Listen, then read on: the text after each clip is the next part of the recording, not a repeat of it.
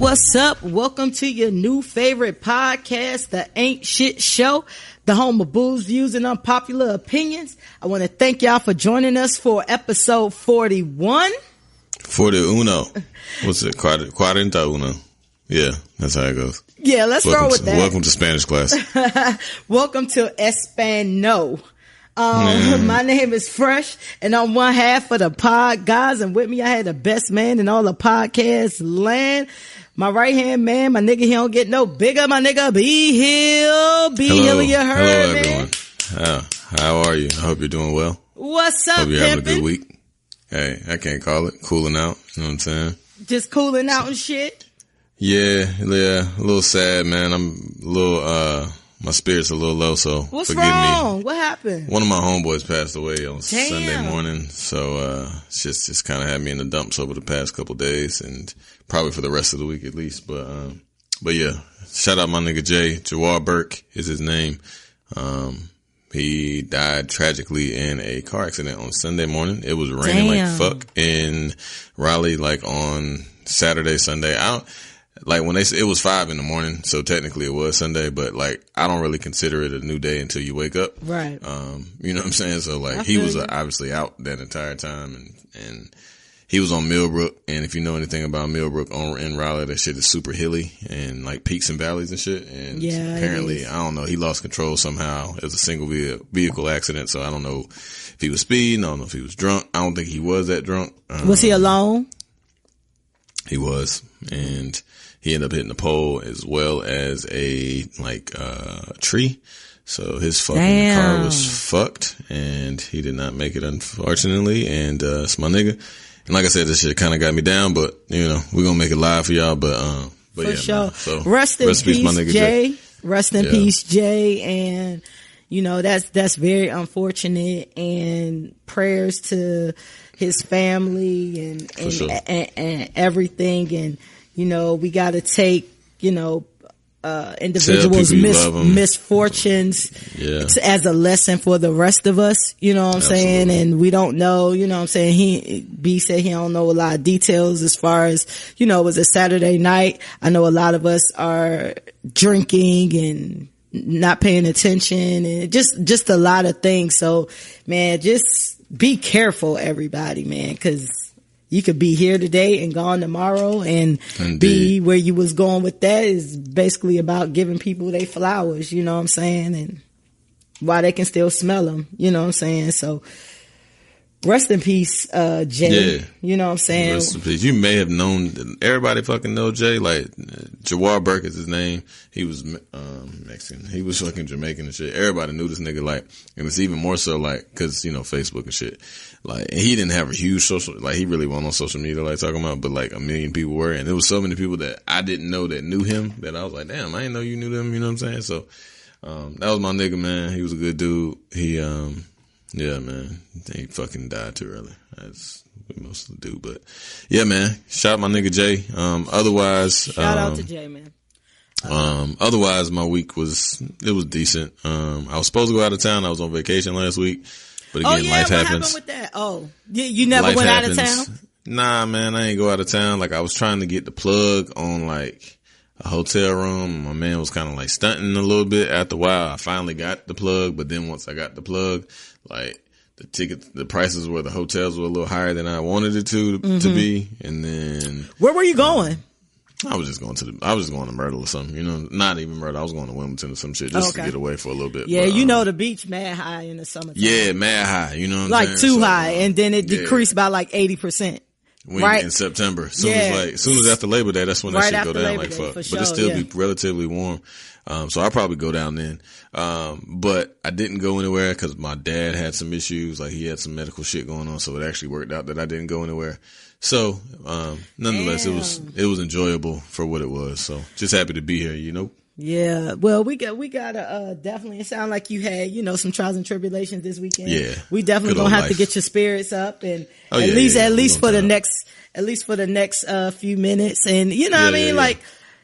It's kind of one of them things where, you have life going on and you don't want to dwell on it, you know what I'm saying? And you want to be somewhere different mentally. So hopefully, we get you through this episode and. Oh yeah, we're going to turn up. You know what I'm saying? I'm sure we'll find some naked bitches somewhere for you. Somebody going to be naked. Somebody, hey, you better be naked in the listening letters now. If you ain't naked, I don't know.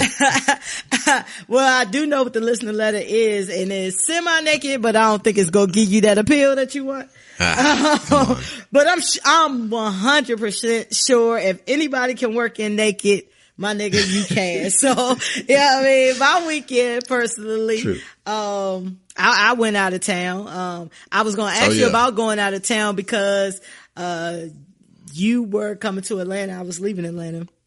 Yeah, I was going to come to it. Life, I'm a procrastinator by nature, so. Yeah, you gotta stop that shit, bro. Yeah. You gotta get out. You had a weekend. In retrospect, you said it kind of worked out. They're supposed to happen. Yeah, exactly. So. But as procrastination as a whole, man, first of all, you got kids. So you can't just be willy-nilly and shit. When you got a free weekend, you need to go ahead and get up out of there. You know what I'm saying? You don't have the luxuries that you had before of I'll just go next weekend. With my mother-in-law being here, I just didn't have, honestly, the best part of my vacation is I didn't have to wake up immediately when my children woke up, cause she wake up at 4 a.m. anyway. So she was already up. So as soon as they wake up, they go straight downstairs and I ain't got to fix nobody breakfast and none of that shit. So I really won't tripping that hard, cause cause that shit is a fucking task in itself. Motherfucker gotta get juice and fucking cereal and shit. That shit is annoying. So. Well, I was on vacation in the bed. How about that? Right. I got you. Sometimes you gotta have a staycation. You know what I'm saying? Yeah, for sure. I'm totally down for that. I'm totally down for a staycation. You know what I'm saying? Went to Virginia. Oh yeah. I had a ball. Shout out to the Matthews family. I went up there, with one of my homies and they kind of had Suffolk, Norfolk, Virginia Beach area. Oh, this nigga thought she was Pusha T. You went to Pusha T wedding? Yeah, I went to Pusha T wedding. I was his braider. I seen you with your cornrows. I seen you with your straight backs. Seen you in there. It was an all straight back affair. You couldn't come if you had those straight backs and a weird ass shirt on like Pusha T be wearing. And Pusha actually cleaned up well. He actually did something presentable with that damn hair that don't grow. Or I don't know if he just wanted that length because it's been that length for 15 years. Clip your ends, my nigga. Do something. I feel like Pusha should lock his hair up. Yeah. I feel like he should. Or I think you should just cut it. You're a grown ass man. Yeah, he's scared he gonna look like Malice if he cut his hair off. You know what I mean? I don't know. Just cut your I don't know. He hair, need to do something with it. I don't feel like that's working.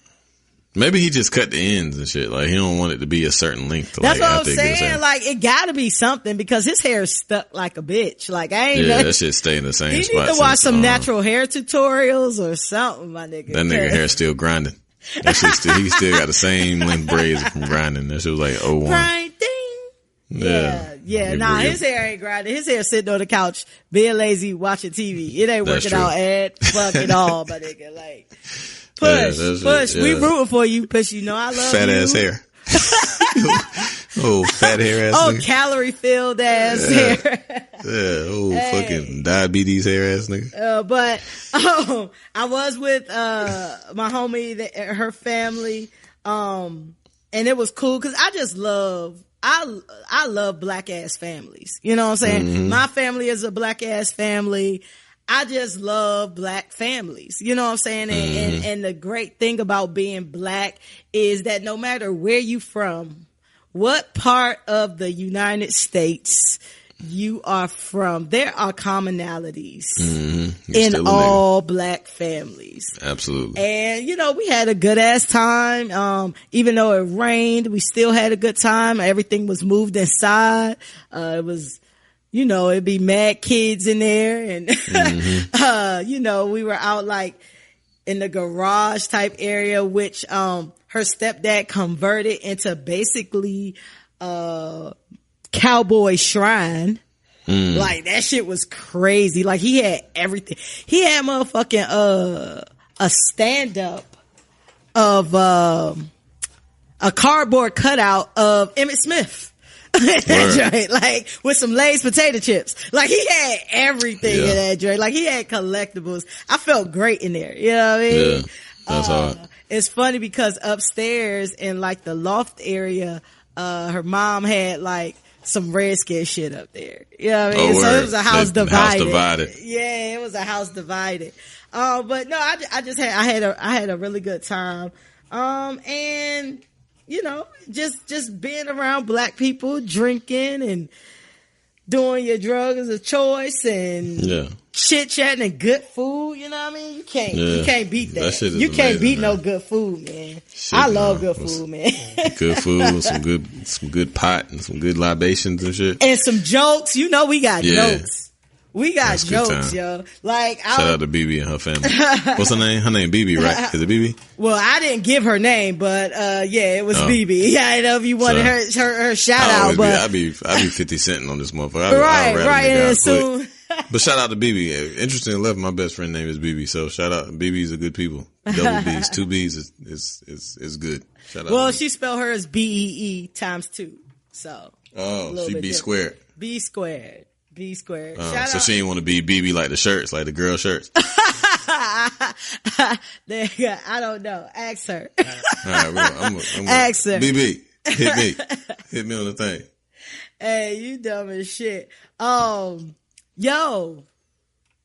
did you hear about? So B texted me today. As y'all know, last week we had a would you rather type discussion.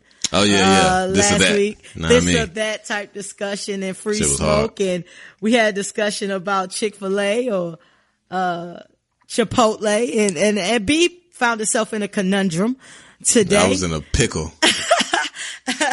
Nigga was in a pickle. Hitting me talking about what he should talking about whether he should get Chipotle or Chick-fil-A. I picked Chipotle, and apparently he picked Chipotle, but you said last week Chipotle was your go-to. Yeah, I know. And it's what's wild is like I was finishing up the pod, like when I listen to the podcast, I listen usually to like the very beginning and shit and like bits and pieces of it as I go throughout the day. Mm-hmm. And then I just kind of forgot. So I finished listening to it today because I was at work and I was like, I'm gonna listen to the rest of the shit. And it just so happened as I was going to lunch, that shit was like, I got to the Chipotle and fucking shit, Chick-fil-A shit. And I'm like, ain't this a bitch? So I'm on my way to lunch and I'm like, well, I guess I'll go to either Chipotle or Chick-fil-A. So, for that consistency, Raleigh, right on baby. Glenwood, they right beside each other. You know what I'm saying? So it was literally like, yeah, them shits right beside each other on Glenwood and shit. That's great. Yeah, so I was like, which one will it be today? And then they even reached out for help and shit. Yeah, I'm like, when she texted back, I was in that motherfucker eating the hell out of that burrito. I was like, too late. I don't need your help now. I've already decided. Too late. I already got guac and motherfucking roasted corn. That fucking, if you're a Chipotle frequenters like myself and Fresh, if you've never gotten the dressing, please do yourself a favor and get that fucking vinaigrette dressing. Change your life. Shit, you don't have to have a salad to get the dressing, my nigga. No, I put it on my burrito. That shit is the best shit in the world. I put it on my burrito and my bowl. I normally get bowls. Sauce on my burrito, baby. That was from next Friday for all my next Fridays. One time for y'all. I don't get regular salsa on mine. I just get corn salsa on mine. So, I get the green salsa. Really? You don't get corn at all? No, I should try the corn because I hate raw onions. Give it that sweet pop. Yeah, I think I'm gonna try that next time. You need to I get the onions and peppers. Nigga, they see me coming. I get my whole shit. They can't even fold my burrito. Like, I get both beans. I get both rice. Burritos, man. Them joints be like newborn babies when they finish. Nigga, like, and I eat the whole shit. Big. I eat the whole 6-pound preemie baby that is shit. I be eating the fuck out of it. You like I be getting both beans. Do yourself, even if you get a salad, that my old lady be getting that shit. That shit is great. But if you get a burrito or tacos or anything, please ask for that dressing because that vinaigrette is some other shit. And FYI, the salad is just a bowl with some lettuce in it. Stop fooling yourself. You ain't saving no calories by getting this lettuce in the bowl. Yeah, that bullshit. That shit ain't nothing, man. You gotta feel pregnant after you eat a whole burrito. Like your stomach gotta be poking. I be out. feeling awesome, and then like, I could tell when I fucking do it because that shit be fucking my stomach. Slam up, like it didn't fuck it up bad today, but I've been gassy as fuck. Pardon me. You ain't gonna hit. I'm saying pardon me, like y'all niggas can smell it. But like that shit, the beans had me wild gassy today. I'm fucking shit up at work. Like I get light beans. Beans don't make me gassy. Shout out to the niggas who are the serial farters at work. Like if you I couldn't be there. I would be pissed off. I hate serial farters. I hate niggas who fart as a game. Like, that shit ain't cool. Stop that shit. You a nasty motherfucker. Stop farting in public. You know what's wild? I'm gonna tell you my trick. So if you ever work with me, I'm gonna tell you, if you ever worked with me or you have worked with me in the past, like if you ever see me goddamn cleaning my desk, in the individual some Lysol wipes, I don't fart it and that shit stink and I don't want nobody to smell it. So I'm trying to alcohol and Febreze that shit down. Shout out my homeboy Dwight. He used to work with me at Blue Cross Blue Shield. The nigga had Crohn's disease, right?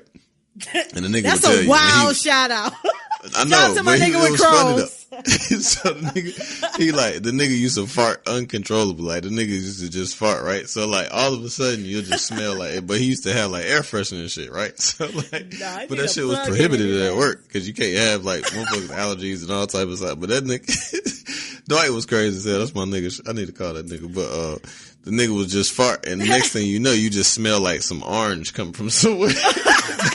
like you know how like in the cartoons they used to draw the hands and shit, or like the smells and the smoke. It was like an orange. Somebody slap the shit out you with a can of orange. He be like, the motherfucker started complaining. He was like, shit, y'all motherfuckers. He used to cuss like shit. He was like, shit. Y'all motherfuckers want to smell my fart. I don't give a damn. I'm trying to do y'all niggas a favor. I don't give a shit. Y'all can smell this. Listen up, Dwight. You said his name was Dwight? Yes, but he was being considerate. He couldn't control it. No, let me tell you something. I would rather, me personally, I would rather smell fart or shit versus flowered or orange covered shit. Like, no, like that makes it worse. Nah, I it was hate like that he had shit. that powerful shit. He had that powerful like orange shit. That shit was like concentrated. Like he spread that shit out. That shit be all over the floor. I'm like I keep matches in my bathroom. I keep matches in my guest bathroom. Like, I'd rather you just light a match and the match get rid of the shit. Like, it smelled burnt for a minute, then it just, of course he can't do that shit at work. Right. But, just light a match and then the match get rid of the smell really, really quick. I do not want to walk into the bathroom behind you and it smell like shit in the middle of a flower garden. Like, that shit is the worst. I hate that shit. I just hate, like, work bathrooms. Like, they be looking at your shoes, my nigga. If we have any white be listeners, still in there. I have some things to get off my chest. White fellas, white men that use the bathroom. Why in the fuck don't y'all use the seat liners when y'all go and shit? That shit is the nastiest shit in the world. Wait, they shit on the seat? Yes. Nah, that's disgusting. They raw acid. So here's my thing. Regardless if you use a sheet cover or not, why is there shit on the toilet? No, well, that's a whole nother. I'm just saying they just sit their asses on the fucking seat. So how do you know white men are sitting on the seat? You looking over the stall at white men's asses on the seat? No, because you can hear the tissue paper rustling when you're preparing the fucking seat covers. Y'all and that weird as fuck. I never listened to see if a woman is using a seat cover. Dog, because it takes tissue. Like it's funny because when the black dudes in my job be shitting, you can tell that they fucking putting seat covers down because it's the tissue paper rustling. White dudes come in there, they just come straight and sit just bare ass, like right on the shit. And I'd be like, God damn, like other motherfuckers gotta sit here. You know what I'm saying? Like you just putting your raw ass cheeks on the goddamn thing. Like, you know what I'm saying? Like, I don't know, man. This shit's just weird as fuck to me. Like, yeah, that's weird. I've never paid attention to sounds as far as. Women typically don't the women I know, like my old lady, she don't sit on toilet. She can just hover, right? So but niggas can't hover when they shit. You know what I'm saying? Like my wife, like when she pees, she says she just hovers. She never sits and she rarely shits at work or when she did work. But you know what I mean? Like it's just, so I guess y'all don't have to rustle the tissue paper as much, but like they have seat covers and them shits are tissue paper and you can hear that shit like rustling. These niggas just close the door, boom, all you hear is goddamn belt and ass on the seat. Like, damn, you ain't even putting no seat covers down, you nasty motherfucker, you. Like, I've been that motherfucker, like, getting that bitch ready for surgery. Like, I be in that motherfucker with the Lysol wipe, like, bam, hitting that motherfucker, wow. Then put the damn seat cover down. I hate that. I hate sitting on public toilets. First of all, it's gonna take me about to shit on myself to shit in public. I don't like shitting in public bathrooms. I despise it. Trash. I have to be in a position where my stomach either feels so bad or it's like an emergency for me to shit. I hate shitting in fucking public bathrooms. Weird, my pet peeve for white women is y'all leaving out without washing your hands. Oh man. And then want to put their hand in the cheese and get some chips or some shit. Right. This is just in my experience. I've never been in a bathroom and a black woman has knowingly just walked out of the bathroom. Like, but on a daily basis, white people don't believe in germs. We talked about that. Y'all got to start believing in germs. Y'all have to. I was watching Love Is the other day, and she went to the main character Nori went to a ski weekend with this dude and met his friends, and one of the friends was going on this little rant about the reason white people always catch a mad cow disease because they don't wash their hands, they don't use soap. Real shit, man. For y'all who do, y'all gotta talk to y'all friends. This is the same thing about racism. Don't target black people and wash your hands. Yeah, wash your hands. Just wash your hands. This is one dude I work with, white dude named Chris, man. That motherfucker, like, he's so nasty. Like, he got on too. Like, we used to joke on it. Like, cause I honestly can say a lot of the white dudes I work with, they actually do wash their hands when they use the bathroom. But it's one specific dude named Chris. He don't never fucking wash his hands. And we used to joke on his ass. And now, like, he just like run his hands under the water type shit. Oh, no. I'm like, bro, like, you might as well just not wash your hands, you nasty fucking shit. Like, and then that's why I don't be doing potlucks and shit. I can't fuck with it. Like, I can't fuck with it. All right. Hey, speaking of, the antics of, white people, and I don't even know if I put that in the right way, antics, but you know, antics I know this is some white stuff. So one of the things you brought up to me was Theybies. Yes. Tell the people what that is. So white folks done took it to another level now. So you know, like, so basically what they're doing is saying Theybies is not a baby. So it's some group or some sect of people that have decided that they aren't going to give children genders until they decide at 4 years old what they are. Meaning, when a baby, boy or girl, is born, they won't be named, they won't have a gender. They won't be a little girl, they won't be a little boy, they'll just be a Theyby. And then that Theyby, once they turn 4, I don't know why 4 is a specific age that you realize what you are. I never saw the reason for that either, but go ahead. Yeah, so once they turn 4, they can decide at that point if they're a boy or a girl. So a little boy can say, hey, I'm not a boy today, I'm a girl, and move forward in life, and the opposite. Or they can decide if they're a boy or girl. But it's just the weirdest fucking shit ever, and white people have created some other shit, like they're trying to make pedophilia a part of like the LGBT community and shit. I don't think you should put that on white people. Is it not? All the people I've seen talk about it are white. There are pedophiles who say that, but I personally wouldn't put that pedophile thing on white people. Now, this Theyby thing, that's true. I definitely would put that on white people. Before we get into the pedophile thing, when you brought that up, I researched it and looked into it, like you said, because, you know, I tend to look into the things and look at the things that you asked me to. On first request, besides this Nick Grant thing, but Nick Grant is hard as fuck. I believe it. Anyway, I don't want you to go back into that bag. But with the Theyby thing, this is he got a song called Back in My Bag. Problem with this. Personally, I feel like gender and sexuality is just two totally different things. Like they're just two totally different things. I do believe that you can be male and have the brain of a female and vice versa. I do believe that. But I also believe that that is such a small number of people that this is just crazy. Like your gender is your gender. You a boy or you a girl. Like I said, and again, that caveat is I do believe that there is a small number of people. So it's not that I do not believe in transgender. But what I'm saying is I feel like it's such a small number. Now, it's a difference between you forcing your child into gender norms.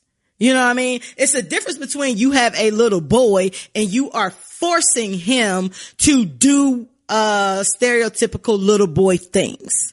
Or you have a little girl and you're forcing her to do little girl things. Now, I do believe that you should let your child play what they want to play, discover themselves, do the things that they want to do as far as what gives them joy.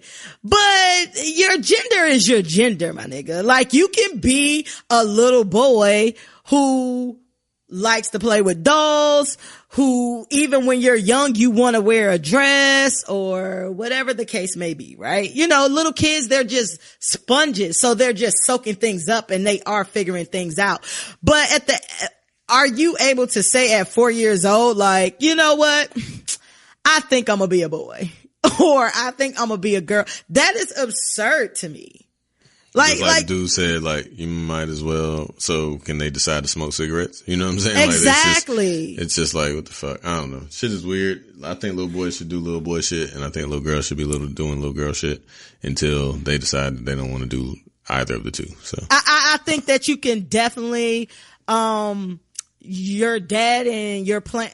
I don't know because I would pretty much probably, if I had a child, I would probably do pretty much the same thing with them if I had a boy or a girl, whether it was playing sports or cooking or whatever the case may be. Like, I don't feel like I said, I don't feel like they should be forced into gender norms, but I feel like the natural flow of things is the natural flow of things. And then if they rebel against that, then that's cool too. Let them be them and do what they want to do and, you know, and all of that. But deciding what your gender is weird. Like, I don't feel like gender is, as far as you having a penis or a vagina is a construct. That's biology. You know what I'm saying? Like, gender norms is a construct to me. Like, we've decided what men do and we've decided what women do and we try to keep that going. And that is, melting together. Women are definitely becoming or have been more independent and really don't need a lot of shit. As you can see, your guys are wearing purses and doing all this. So everything is all confusing, as far as how things used to be. But, you know, this whole thing about calling them they and just gender neutral pronouns and all of that, I don't know, man. I can't get with that. You know what I'm saying? I feel like that's even more confusing for the child. Right. You know what I mean? Like, I don't know, man. Like, I don't get it. But on to the pedophile thing, I was going to talk about that last week, but we ran out of time. These are perverts. A child is not in a position to give consent to have sex or know to have sex or know what sex is or to enjoy sex. For them to want to, for these pedophiles to be petitioning to be a part of the LGBT, whatever the new letters are, that's crazy and that's absurd. And I feel like that is just downright appalling. I agree. That they're saying like, oh, kids can learn to love sex. What, nigga? Kids shouldn't be having sex, my nigga, like with nobody. Like that shit is ridiculous, man. Like, that shit like infuriates me. Like that really. That pisses me off. Like that shit like really infuriates. Like if that shit was the case, like man, that shit infuriates the fuck out of me. Like It wouldn't be a registry for fucking pedophilia. It wouldn't be you're a sexual deviant. You're a sexual predator. And that's the reason that you go to jail for that shit. And that's the reason that you fucking are in a database for that same reason. You don't try to just because consenting adults having sex, however they have sex is whatever, is one issue. But when you're a consenting adult and then you're a child preying on the weak mind of a child, you're a fucking predator. And you're a fucking scum of the earth, and I fucking hate you all. And don't try to normalize it. Right. What is wrong with you that you're attracted to a child? Like a child whose body has not formed, whose mind has not formed, who is, you just sick. You just sick. Sick as fuck. And the other part of that is, don't compare the LGBT community of consenting adults doing what the fuck consenting adults want to do to your perversions. Right. Don't make that comparison. And it is not a comparison. You want some shit that I don't care how you slice it. It ain't cool. Shit. No. Like it ain't cool. And you being a man or even women who molest children, like for you to be a person who is so adamant about abusing children that you want to campaign and petition and lobby for it. Right. You really need help. You really need help. And honestly, I just hope you get what's coming to you, because these kids don't be having no choice. And y'all don't understand the aftermath of y'all's pedophilia, what it does to people as adults. You know what I'm saying? And I don't know, man. It just pisses me off. And I think that's one of the reasons why I just left the topic last week. Yeah. Fuck you all. Yeah, for real. And you know what? We gonna get into little shit, and unfortunately we not about to leave this topic. we not about to leave this topic, unfortunately. We about to get into litter shit, y'all. Litter shit is our pop culture segment where we talk about the shit that's on your timeline. B, you got a beverage today, or you just on your narcs, or what? Nah, I mean, I smoked a little, a little POT, in preparation. A little piss. I got a little liquor. I'm on that liquor also heavy. You know what I mean? Before you go, can you neck me? I'm drinking my Jack glass that came with a set that I had. So I feel real jacked up right now. But let's put our glasses up, B. All right. And on our 41st episode, I feel like I've said this at least 4 times, but we gotta get R. Kelly the fuck up out of here, my nigga. Like, just can't give him no signs to get up out of here, because he ain't gonna know how to get there. Right. So y'all man's R. Kelly. Joy man R. Kelly. Y'all remember Joy, who was on the show? She still be caping for him. We gotta get Joy out of here too. Joy, I hope you Tilly listening. B. Tilly B. Girl named We Tasha getting you that up I out work of with. here. Shout out to Tasha. She's a fucking super R. Kelly fan. She'll listen to the show. Tasha, we getting you the fuck up out of here. Who else getting on this list? You gotta go, Tosh. You gotta hold this one. So y'all man R. Kelly dropped a 19-minute faux confessional titled "I Admit." Where confessing the bullshit that we already knew, though. That shit was, I heard, but so I didn't hear didn't the whole actually thing. confess anything. Like, you just confirmed, like, things that we've been said. Like, but the shit that you didn't confirm was that you a fucking nasty old man. And you fucking nasty. Pedophile. Yeah. That's what you are. He sings about his personal and professional history. The 19-minute song is basically like, it's weird because it's like a lot of self-pity, but then he bragging too. Like, what are you doing? So he talks about, he sings, is in a trapped in the closet style, 19-minute bullshit, song. He sings about how so many women be chasing him because he a celebrity. He speaks about being dyslexic, being broke, currently being broke and living in the Homewood Suites. How everybody is against him and how he's not able to tour. He lashes out at everybody who abandons him, and that's his family, his fans, reporters. He also talks about being molested at age 14. And I always feel like pedophiles like to throw that in as an excuse to the reason why they do the things that they do.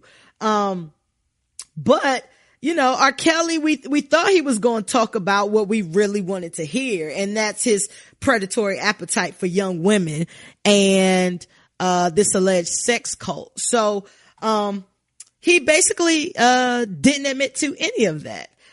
This is what he said. Perfect. Say I'm abusing these women. What the fuck, that's some absurd shit. They brainwashed, really? Kidnapped, really? Can't eat, really? Real talk, that shit sounds silly. And if you really, really wanna know, her father dropped her off in my show and told his boy to put her on the stage. I admit that she was overage.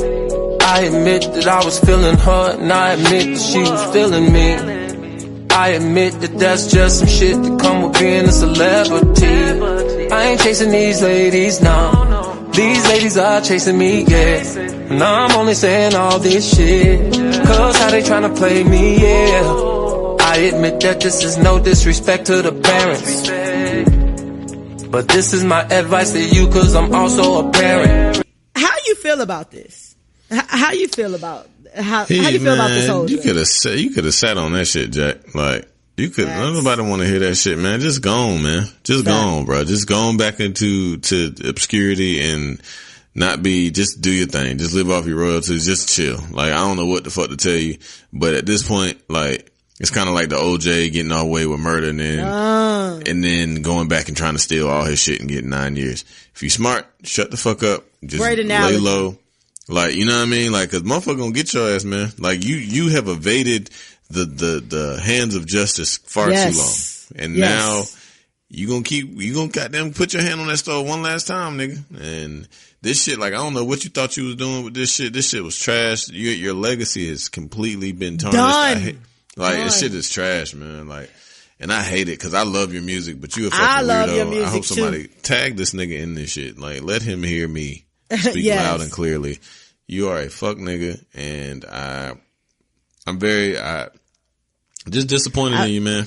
You know what I'm saying? Yeah. Just disappointed in you, man. And we've said this over and over. You know what I mean? Like, we've said this over and over. Sorry. Huh? I said I gotta let him go. Sorry. Yeah. Like, and the thing about it is, like, the music stops sounding the same. You know what I mean? Like, I don't know, like, for me, like, when you're, it's even different than, you know, like me canceling Kanye or whatever. Like, I hate for children to be taken advantage of. No doubt. And that doesn't even mean just in a sexual way. Like, kids didn't ask to be here. You know what I'm saying? Like, we got to protect these children. And then when adults prey on children, or even, you know what I mean? To be completely honest, like, I don't even really feel like motherfuckers should be messing with motherfuckers that's 18. You know what I'm saying? Just cause the law say it's cool and you're a 30-something-year-old man, 40-something-year-old man, 50-something-year-old man messing with an 18-year-old, like, you borderline pedophile to me anyway. You just was waiting. Because I don't even feel like at 18 you in a position to fully make great decisions. And I feel like as an older person taking advantage of that's still a thing. But I get it. They 18. It's legal. All right. That's fine. Whatever. Yeah. But all of these underage kids, like, I hate when I get into these R. Kelly debates. And when we talk about, like, the 14-year-old from the tape, and they be like, I mean, but she wanted it. Nigga, you know how many mistakes you made at 14? You know how many mistakes you made at 24? Right. You know how many mistakes you made at 34? Like, what the fuck are you talking about? Like, she wanted it. You a child. You've been molested. You don't know what you want. And that's why kids always feel away, because sex gives you a feeling. It gives you a sensation. It sends that dopamine to your head. So you 14 years old, something feel good to you. You don't know that it's wrong, or that you probably shouldn't be doing this, or that it may or may not mess you up in the future. You don't know that you're a child. That's where we were going back to pedophiles wanting to have sex with children who obviously brains have not been formed yet to make smart decisions. You know what I'm saying? He said he was molested. So I don't know if I wouldn't believe that or not, but I mean, it very well could have. I mean, niggas be getting molested. So, I mean, and I think that obviously is the root of all this weirdo shit that he's got going on. I mean, I know. Yeah, I mean, molestation is definitely a serious thing, and obviously it has critical impacts on you and implications on your life as it, you know, goes forward. So I'm not discounting what he said, but it's just that part. I mean, and it sucks because that part was significant in the song. I heard excerpts from it. I definitely won't finna sit and listen to R. Kelly for 19 minutes and do it. But from I heard some on the radio. You listen to the whole shit? Yeah, I listened to it on the way home because I do a podcast. So I had to kind of, I think of it more as homework or research versus me just wanting to hear this shit. If I ain't do this podcast, 100% definitely wouldn't have listened to that whole shit. 100%. I dig it. Yeah, I was fortunate enough they was playing on the radio and they were dissecting the parts that I guess needed to be heard. I didn't hear the 19 minutes. They were just taking, you know, clips and shit. So it happened. I'm sure you got exactly what you needed to get. Yeah, exactly. I'm sure you got exactly what you needed to get. I don't want to hear no more of this shit anyway. You know what I mean? Like so here's the thing about people just in general. Like, people go into this woe is me and like he talks about being dyslexic and he talks about losing all his money and he talks about, you know, being touched as a child and, you know, all of these things. But did you ever think about the things that are happening to you is due to your karma? Right. You know what I mean? Like, people don't understand, like, oh, why is this happening to me? Like, what fuck shit are you doing out here? Like, what are you putting out? What ills are you putting out into the universe where the shit is coming back to you bad? You know what I'm saying? Like, if he was molested, and my other thing is, okay, you were molested and we know that sometimes that becomes a cycle where the molestee ends up being the molester. Mm-hmm. However, I am a firm believer in once you know your issue, once you know your problem, there is no excuse. Correct. You should be seeking help for that. You know what I'm saying? Like, if you were molested and now you're like, I have these urges or whatever, you need to go see somebody about that, because just because that happened to you is not a free pass to do that to someone else, especially when you're aware. And this can be any problem. So just take this from fresh. Like, it could be any problem. Once you know the root of your problem, it's no longer an excuse, my nigga. Like, ain't no, my dad wasn't there. Ain't no, you know what I'm saying, this happened to me when I was a child. Ain't no, like, you gotta go seek help for that shit. Because if you're acting on urges or impulses or anger or whatever it is, and you know the root of your problem, you're not getting a pass just because you admit you know the root of your problem. Like, my dad wasn't there and now I'm very promiscuous and I sleep with everybody I see because I ain't getting no hugs from my daddy. Like, nah, bitch, you a hoe. Like, you know why you do whatever you do. Right? You know why you do what you do. So seek help. Like, speaking of seeking help, Dr. Bone is coming back on the show to talk about something else, but I just want to cue y'all up for that. Nigga, Dr. Bone in this bitch. Yeah, we getting Dr. Bone back in here, but like, and then he said shit like, I admit they were overage. Bitch, what is overage? You a whole motherfucker out here, R. Kelly. Like, you are scum, R. Kelly. Yeah, and you're a piece of shit, my boy. And why are you 51, rich, well, you were rich, and still can't read? You said you was dyslexic. There's a lot of people out here that's dyslexic that have went through whatever. So you don't want to fix none of your problems, my nigga. That's what you saying. He's just like, yeah, I'm with all the fuck shit. You hear me? I'm with all the fuck shit.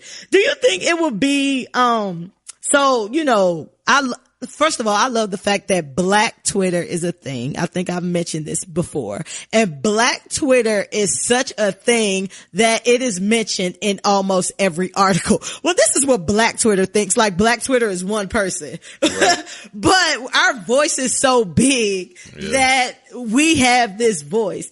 So, there were people, majority of Black Twitter and Black social media was like, get this motherfucker out of here. Fuck him. Why are y'all still listening to him? The people who still support him, I don't understand how you can still support him and know what he's doing. But, and then the people that are supporting him, I wanted to know, like, the reason do you think if R. Kelly would admit that he had a problem and that he was seeking help for his problem, we would be so outraged? Because usually that works for white celebrities. Like, I had this problem, I went and seeked help for it, and then we let them be great. Pedophilia Do you think it would be different? Type of problem, I think. I don't know if that's one of those forgivable problems, like drugs and shit.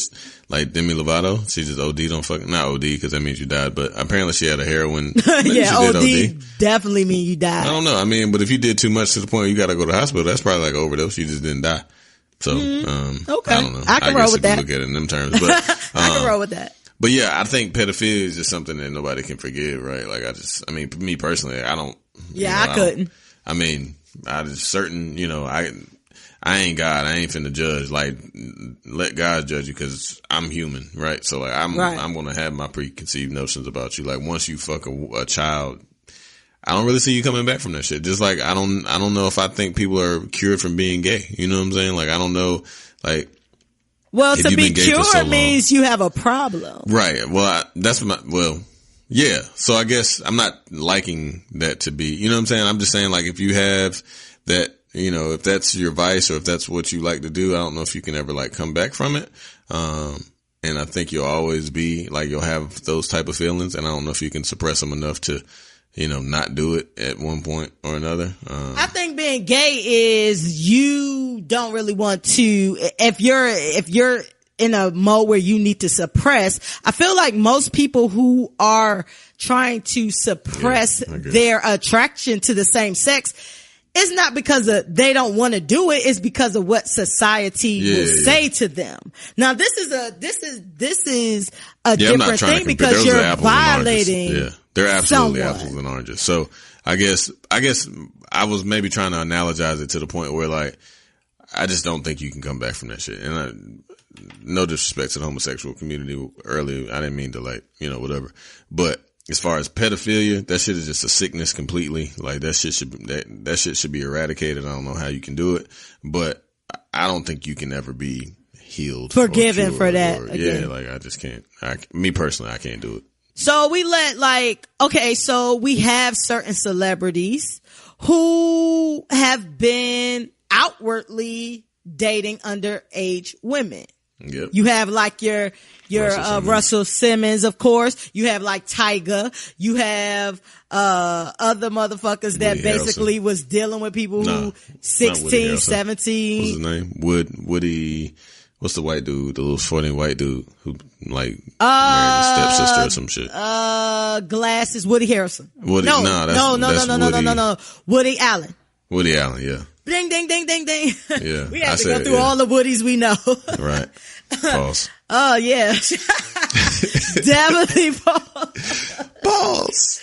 But yeah, but it seemed like they were, like they were able to move on. We didn't start not fucking. Well, I always had like a low key problem with Russell Simmons because all of the women that he dated were under 18. They were just models and shit, living like adults. They weren't necessarily under 18. He was just like 50 and they were like 20. No, they were 16, 17, and 18. Kimora was like 16 when he started fucking with her. That's true. You know what I'm saying? He done had other girls that were 17 and you know what I mean? Yeah. Like they were living lives, I would say, kind of on the adult side because they were models and shit. He has an affinity for models. And normally you have to start that really early while your beauty is still encapsulated in youth and all of that greatness. Right. But, we let them we let them slide, I feel like. And now that Russell Simmons is being like accused of rape, then we like, oh nah, we can't fuck with that. But I don't know, like it's just kind of weird, and I just feel like R. Kelly just needs to do what you said. Like I feel like he can't live off the publishing, because in the song he admits that he sold all his publishing. So what royalties is he really getting? Like he said he was staying in a Homewood Suites, man. Like he stays in a Homewood Suites. So it's just like, you a damn fool. So where are you keep? Because they did come in his house and get all his stuff, right? They broke in his crib, right? Yeah. Where is he keeping these women? Because he basically says what we played in the clip, like these women, like that's crazy. You think I'm keeping women? Like these women want to be with me. But then a couple bars down, he say the parents pushed the daughters off on him to get a payday, and then basically get mad when he didn't pay them.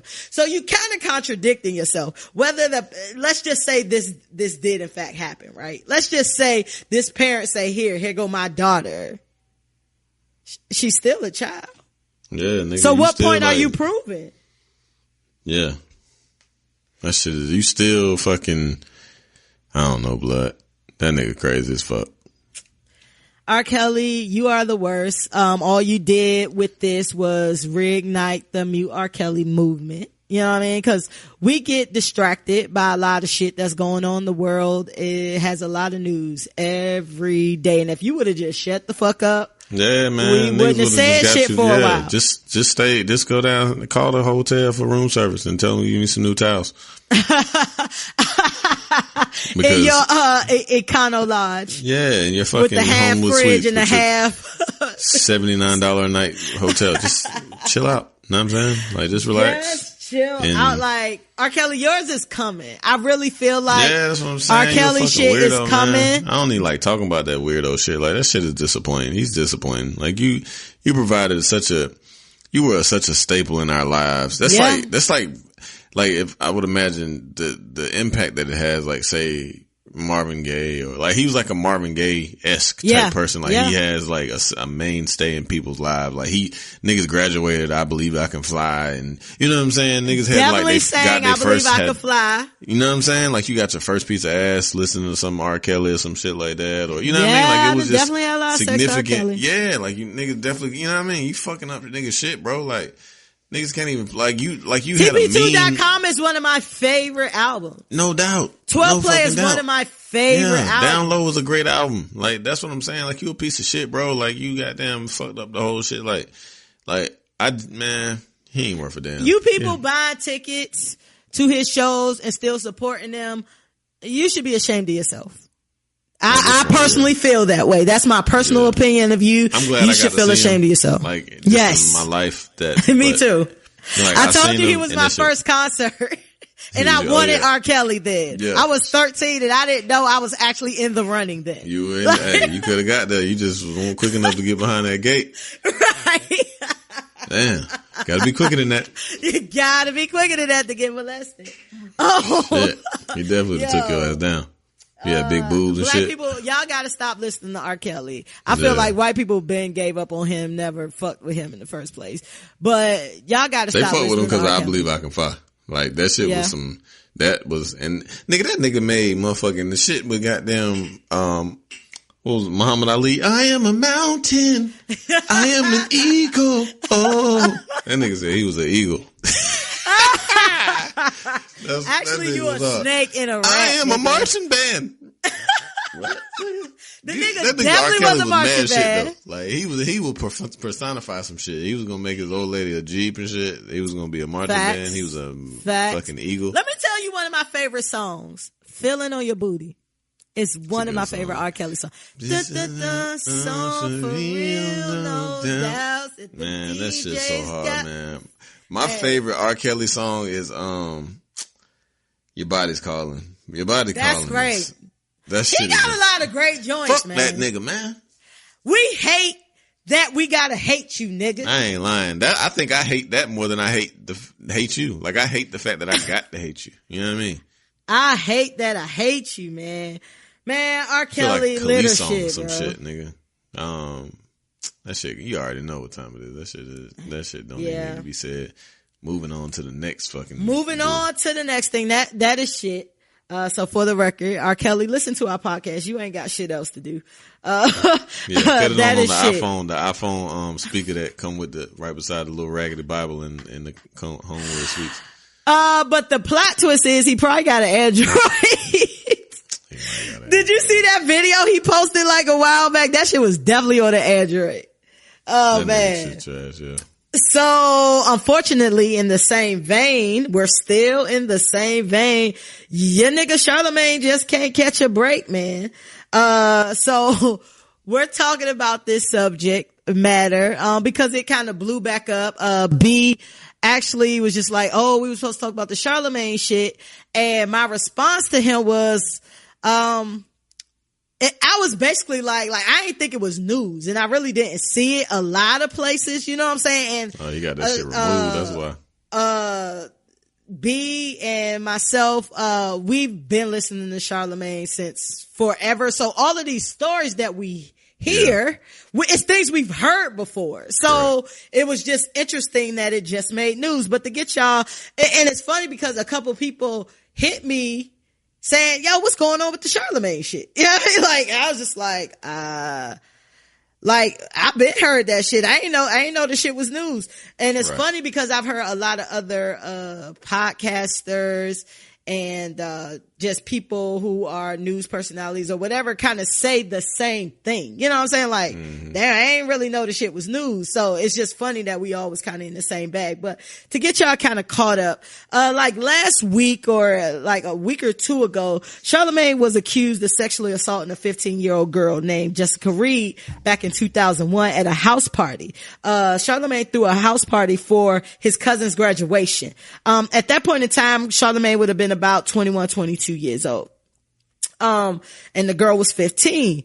So I didn't know the details of what she's saying. I didn't know what he said. We've been heard this story about how he was accused of rape, how he was acquitted, like he ain't had shit to do with that shit. So just going by what he said, like, I just moved on with the shit. You know what I'm saying? Even though I know the way Charlamagne phrases things and, the lightness that he puts on heavy words can be a problem. But when I dug into it and read what she said that Charlamagne begged her to come to the party. She said when they got to the party, it was no, chicks there. It was just dudes. And it was her and her 18-year-old cousin.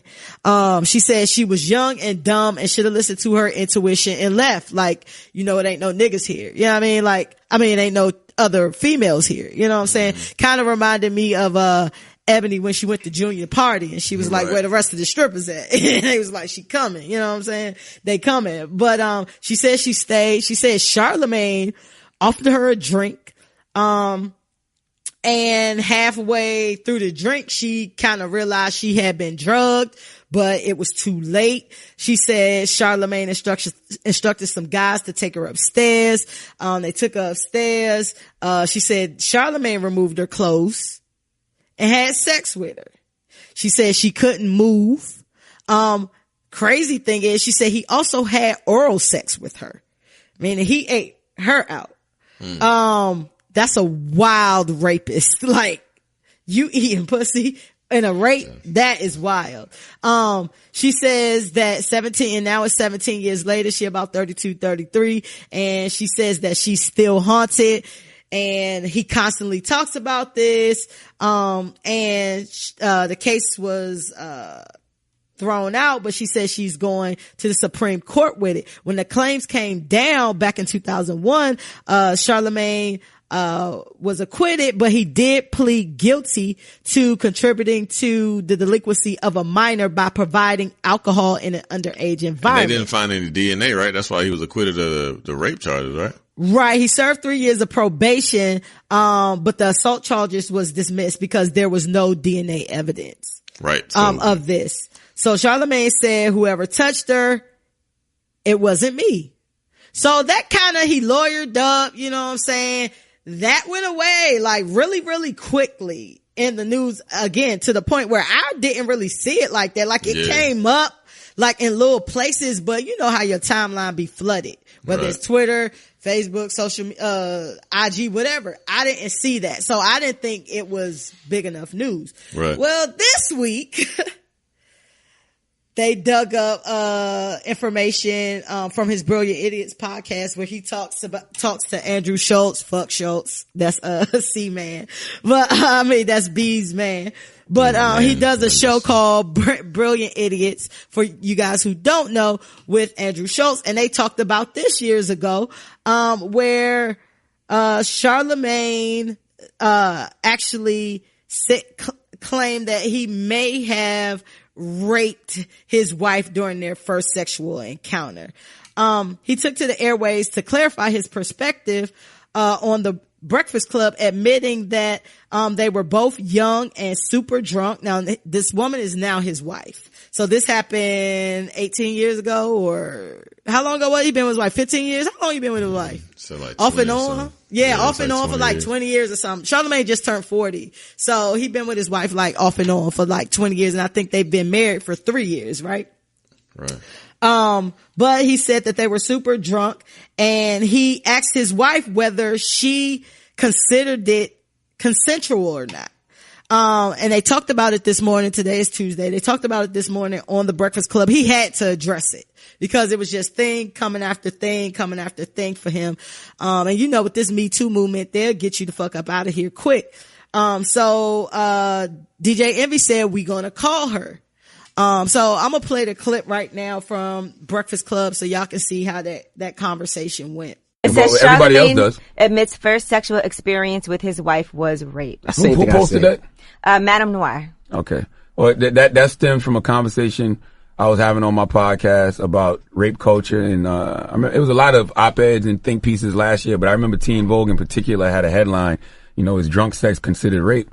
So my wife and I were discussing it, you know, because the first time we had sex, we were, you know, super young and super, super drunk. So I asked her, did she consider that consensual sex based off the conversation that was happening online? And, you know, the audio clip they got circulating online, of course, is edited and it stops at me just saying, yeah, but she told me, yeah, I can see how people say that, but that's not what happened with us. It's not like I said no. Well, let me call her. Stop acting like you have her phone number. I gave you her number, okay? Let me call her. That's so crazy. Did I rape you the first time we had sex with each other? Leonard, you need to learn how to... First of all, only Monique calls me Leonard. I'm just playing. Go ahead. No, I call you Leonard. Forget that. You need to learn how to tell stories.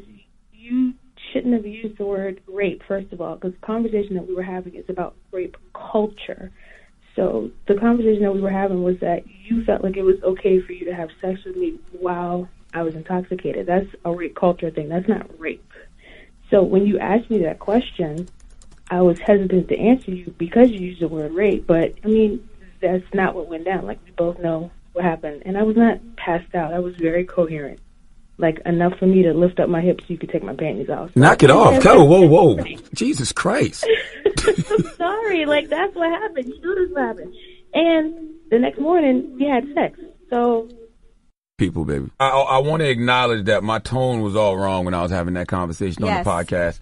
And I should have never used the term rape so loosely because it was irresponsible and not appropriate for what I was trying to describe. All right. So...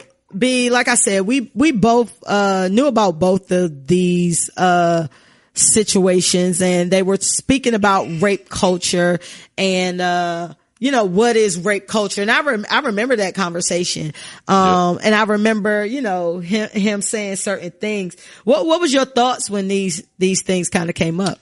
Well, in terms of the actual allegations, I knew, again, because me and you were listeners of Charlamagne for several years at this point, hold him in pretty high regard. I mean, for most things, but he talked about it. He said that he was acquitted. He, you know, there was no DNA. So in my opinion, I mean, if there's no DNA, that means that you didn't, because at this point, like, DNA is pretty much proof positive one way or another, right? So the fact that he didn't have any DNA, I was like, well, damn, he didn't rape her. He probably, like he said, which he admitted to, he said, I contributed to her getting drunk and shit. You know what I mean? Which he was found guilty of. So I ain't take much stock in it. You know what I'm saying? I just felt like, oh, bruh popping. You know what I'm saying? Like, he got mad shit going on, and here she comes. You know what I'm saying? Like with another chance to grab at something and trying to get maybe some more hush money or something. So, yeah, I mean, and again, I'm not trying to discount any claims or anything, but again, there wasn't any DNA, and I didn't read into it, but he admitted to the fact that he was, guilty of the underage drinking shit and contributed to her getting drunk. And then he also talked about like the Spanish Fly shit, which Spanish Fly was the shit that Bill Cosby allegedly used to date rape his people. But it's something that was sold in stores, right? So, I'm not saying that it's right or wrong, but that's just is what it is. So I took it with a grain of salt. And then once, they played that clip of the one that he was talking about with his wife, again, I'd listened to it. I remember that specific episode, and it was way more context. Of course, they're going to edit it to make it, fit the narrative as to what they're trying to, convey. So I knew what it was. I was like, cause it's funny because I sent it to a couple people that I knew, and like the headline was like, is Charlamagne going too far? Or I forgot what the fuck the shit was. But is he talking too much? Yeah, that's what it was. It was, is he talking too much? And I sent it to a couple people I knew who don't listen to his podcast. They're like, damn, bro, tripping. I'm like, see, that's the thing about it. I was like, if you would have heard the entire interview or even just 2 minutes before and 2 minutes after that, like the full 10 minutes of that particular segment that they're talking about, it makes more sense. It's all about context. So they're able to create their narrative, and the internet is very, a wild place for that. So obviously Charlamagne was a wild nigga, but like at the same, I also listened to his book, and he had that same situation in his book. Like he said the same thing. So, like I said, I was familiar with the case because, like I said, I won't say I'm a student of Charlamagne, but I really listen to him. I value a lot of the things that he does say, and I find him entertaining and provocative and all that other shit. But I just didn't think much of it, and I still don't think much of it because, especially after what him and his wife talked about, this morning on the show. So, yeah, this has been very interesting for me for several reasons. I think that and I don't want to discount this girl's claims, and I don't want to be a hypocrite just because I feel like I know Charlamagne. And when I say I know Charlamagne, it's only because I've been listening to him for years, and he talked too damn much. And when I say he talked too damn much, he talk about shit he probably shouldn't be talking about sometimes. You know what I'm saying? But I know that is him. You know what I'm saying? But I don't, because I like him, in most senses, I don't want to be like, oh, she's lying, whatever. I just find the timing interesting. You know what I'm saying? Like, I find the timing interesting because Charlamagne is out here getting money, and he's out here getting his white man money. And, more money comes more problems. So I don't know if this female, okay, this happened 17 years ago. He got this HBO deal coming out. He's has a new show coming out on HBO called The Gray Area. And maybe, it is kind of one of them things, like more deep pockets, more money, more problems. So I need my cut on that. You know what I'm saying? Another thing is, we've had conversations about Charlamagne and more recently, where I've expressed to you several times, like, Charlamagne is starting to get on my nerves. And one of the reasons Charlamagne is starting to get on my nerves, now again, I'm not throwing the whole baby out with the bathwater just because he has traits that get on my nerves. B has traits that get on my nerves, but I love him. You know what I mean? Like, I still fuck with Charlamagne, but this particular trait was starting to irritate me because he makes light of very serious topics sometimes. Right. You know what I'm saying? And I feel like that was one of the things he did here. You know what I'm saying? Where he's talking about rape and did I rape, and he's making it seem lighthearted, and it's not a lighthearted subject. You know what I'm saying? Right. So he has a tendency to to do that. And I think whether it's, because he has more fame, he needs to be more cognizant of that, but he definitely needs to pay attention to the things that he's saying now. And the reason we love Charlamagne is because Charlamagne is very open. Charlamagne is, does his version of honesty, and we respect that. You know what I'm saying? Right. And I don't necessarily think, in my opinion, that a man who did something that egregious would talk about the shit all the time. Right. You know what I'm saying? Like, I don't think you would be that type of fucking. But we just talked about R. Kelly. But I guess R. Kelly don't talk about the shit that he actually did, though. Yeah. And then even on the flip side of that, like, that's what I'm saying. I think Charlamagne gets in front of it, and he's admitting to the errors. And then also, but he does a lot for our community. You know what I'm saying? Like, but that don't negate if you do something bad. All of these people that we've talked about are horrible people and have done some great things. Yeah. I don't know. So he doesn't get a pass for that. Yeah, I mean, I understand that, but I'm just the totality of his character, I think, is what I'm talking about. Like, he's done way more. Like, I don't really know of him doing anything like that's incredibly fucked up outside of this. Like, I mean, and then again, he was exonerated. Like, that's the thing about it. Like, that's the thing but like, we put people away socially for way less. Just the accusation, you know what I'm saying? Like, just the accusation. The accusation, but then once you have your day in court and then you're cleared, just like with fucking, what's my boy name? Nat Turner that did the Nat Turner thing. Homeboy, I know what you're talking about. What's my boy name? Was it Willie Parker? What's that nigga name? I don't know. It was Nat Turner. He played Nat Turner. Whatever the fuck his name is. But he was brought up on rape charges, and he was cleared of the rape charges. But in that case, he was cleared of the rape charges, but he did actually have sex with that girl.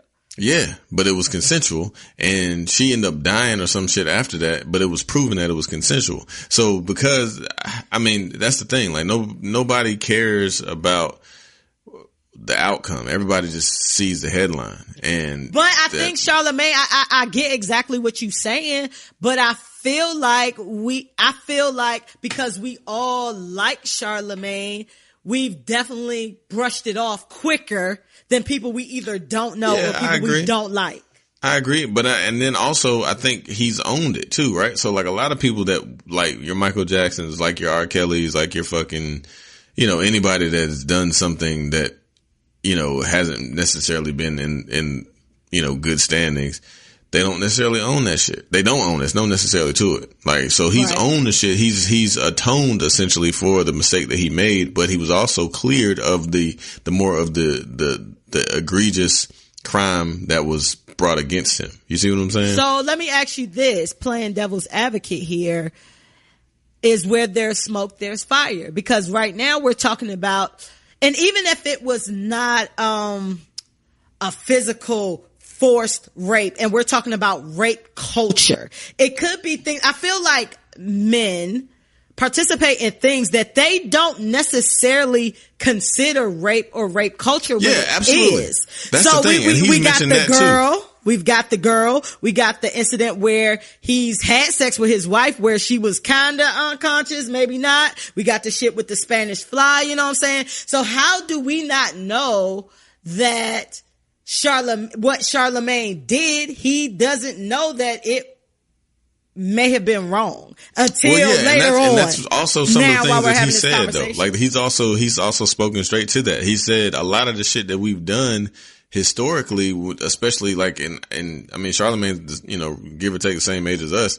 So a lot of things that the hip hop glorified, like I forgot that Juvie skit that said like, bitch don't want to give me no ass, I'm gonna beat off on her or some shit and nut on the back and shit. You know what I'm saying? That was a skit, and it's been, well, we know hip hop has been misogynistic and rapey that's my point. Since the beginning. But as far as Charlamagne goes, he was cleared of, he didn't have any DNA, so he didn't fuck that girl. You know what I'm saying? Like, I get it. See what I'm saying? Like, that's the thing. Like, I'm not saying he's guilty. I don't want you to think that's where I'm going. And then with his wife, like, he asked, like, it was a question of the think piece he said that was in Vogue magazine, like, can two people have consensual sex? Two drunk people have consensual sex? And it brought about in him, he said he thought about it like, damn, the first time I had sex with my wife, we were under the influence. And so he was like, I asked my wife, that whole clip that they posted was, I asked my wife, did I rape you? Like, was it consensual when we had sex? Like, and he asked, and I mean, shit, it was a valid question but she confirmed like, boom, no, you didn't rape me because I lifted my hips and let you take off my panties. You know what I'm saying? Granted, I was under the influence, but so were you. So, but if that situation would have went, that same situation could have went totally different, right? So this could have been a girl that the same thing happened. She lifted her hips. But it just so happened that this girl actually liked Charlamagne and liked Charlamagne enough to eventually become his wife. I think if you lift your hips, you're trying to fuck. Like if I'm like, no, if she said no what we're or anything. saying is if you're under the influence, are you making a coherent decision? You know what I'm saying? Like, and you're not a woman, so you probably wouldn't understand that. But I'm sure, even as a man, you've probably had sex with women that the next day you was like, I probably shouldn't have did that. And if you were sober, you probably wouldn't have done it. That's just being inebriated, period. Like, you make a lot of mistakes. You shouldn't drive when you're drunk. But that's the whole point here where we're talking about rape culture. Like, if a person is inebriated, are they really? Because I mean, we've all done it. I feel like we've all had sex with someone we probably shouldn't have. I can't ride. Drunk sex is amazing sex. Yes, drunk sex is great sex with somebody that you already have a rapport with and that you know that you want to have sex with. Not somebody you just met or a person you know you shouldn't be having sex with, and then you're inebriated and then you go through with it and then you like, fuck, why did I do that? Yeah, I mean, we all been like, that's the thing about drugs, because I mean, for all intents and purposes, alcohol is probably more than one of the top 3 deadly drugs, in my opinion, because you do way more things have happened under the influence of alcohol, because you become uninhibited. You don't make, calculated decisions. And clearly, that stems from driving under the influence and doing a million other things under the influence of alcohol. So, I mean, in my opinion, I think if there's a question of any type of, but see, and that's a slippery slope, because you're asking people to make decisions under the influence of alcohol. Like, and that's the point, because you're under the influence of alcohol. So you don't make the best decisions. I think, I mean, if you take away drugs and alcohol, I feel like 90% of all crimes would be gone. I agree. And that's what I'm saying. In a perfect world, like, one who is having drinks with a person that, they don't necessarily know as well as somebody they have established rapport with. In a perfect world, you'd be like, oh, this doesn't seem right. I'm not going to do this. That's a perfect world. That shit don't happen because you become uninhibited. You don't have the great train of thought when you're under influence. So I just think it's a tough task to ask people. I mean, realistically, I would say, like, if I were to tell my sons, once they get of age and, 15, 16, I know they're going to be doing whatever, partying, have a good time. I would tell them niggas like, hey, bro, if that shit seem 1% sketchy, don't do that shit just because. Right. You know what I mean? Motherfuckers will call rape on you. And that's where we're trying to get to. Like, exactly what you said. But that's so hard, though. Like, that's the thing. It's hard, but a lot of things are hard. I'd rather you say, you know what?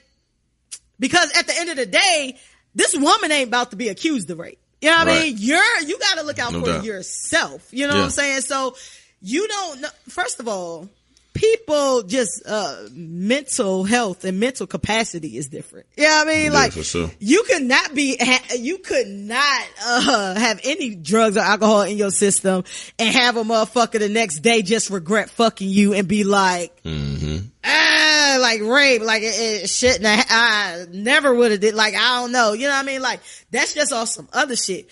But especially if a woman is under the influence, where I would definitely be like, if you don't have an established rapport with her, like, you gotta learn to protect yourself. You know what I'm saying? Like, you gotta ask her, like, yo, can I have, like, this shit is so fucked up, but like, that no, shit because the recording really still don't work. You know what I mean? Niggas kill niggas on camera every day and get off. You know what I mean? And and you can record a woman saying, yes, I love you and I want to have sex with you. And then you gonna take that shit to court and they gonna be like, nah, she was clearly fucked up. You know what I'm saying?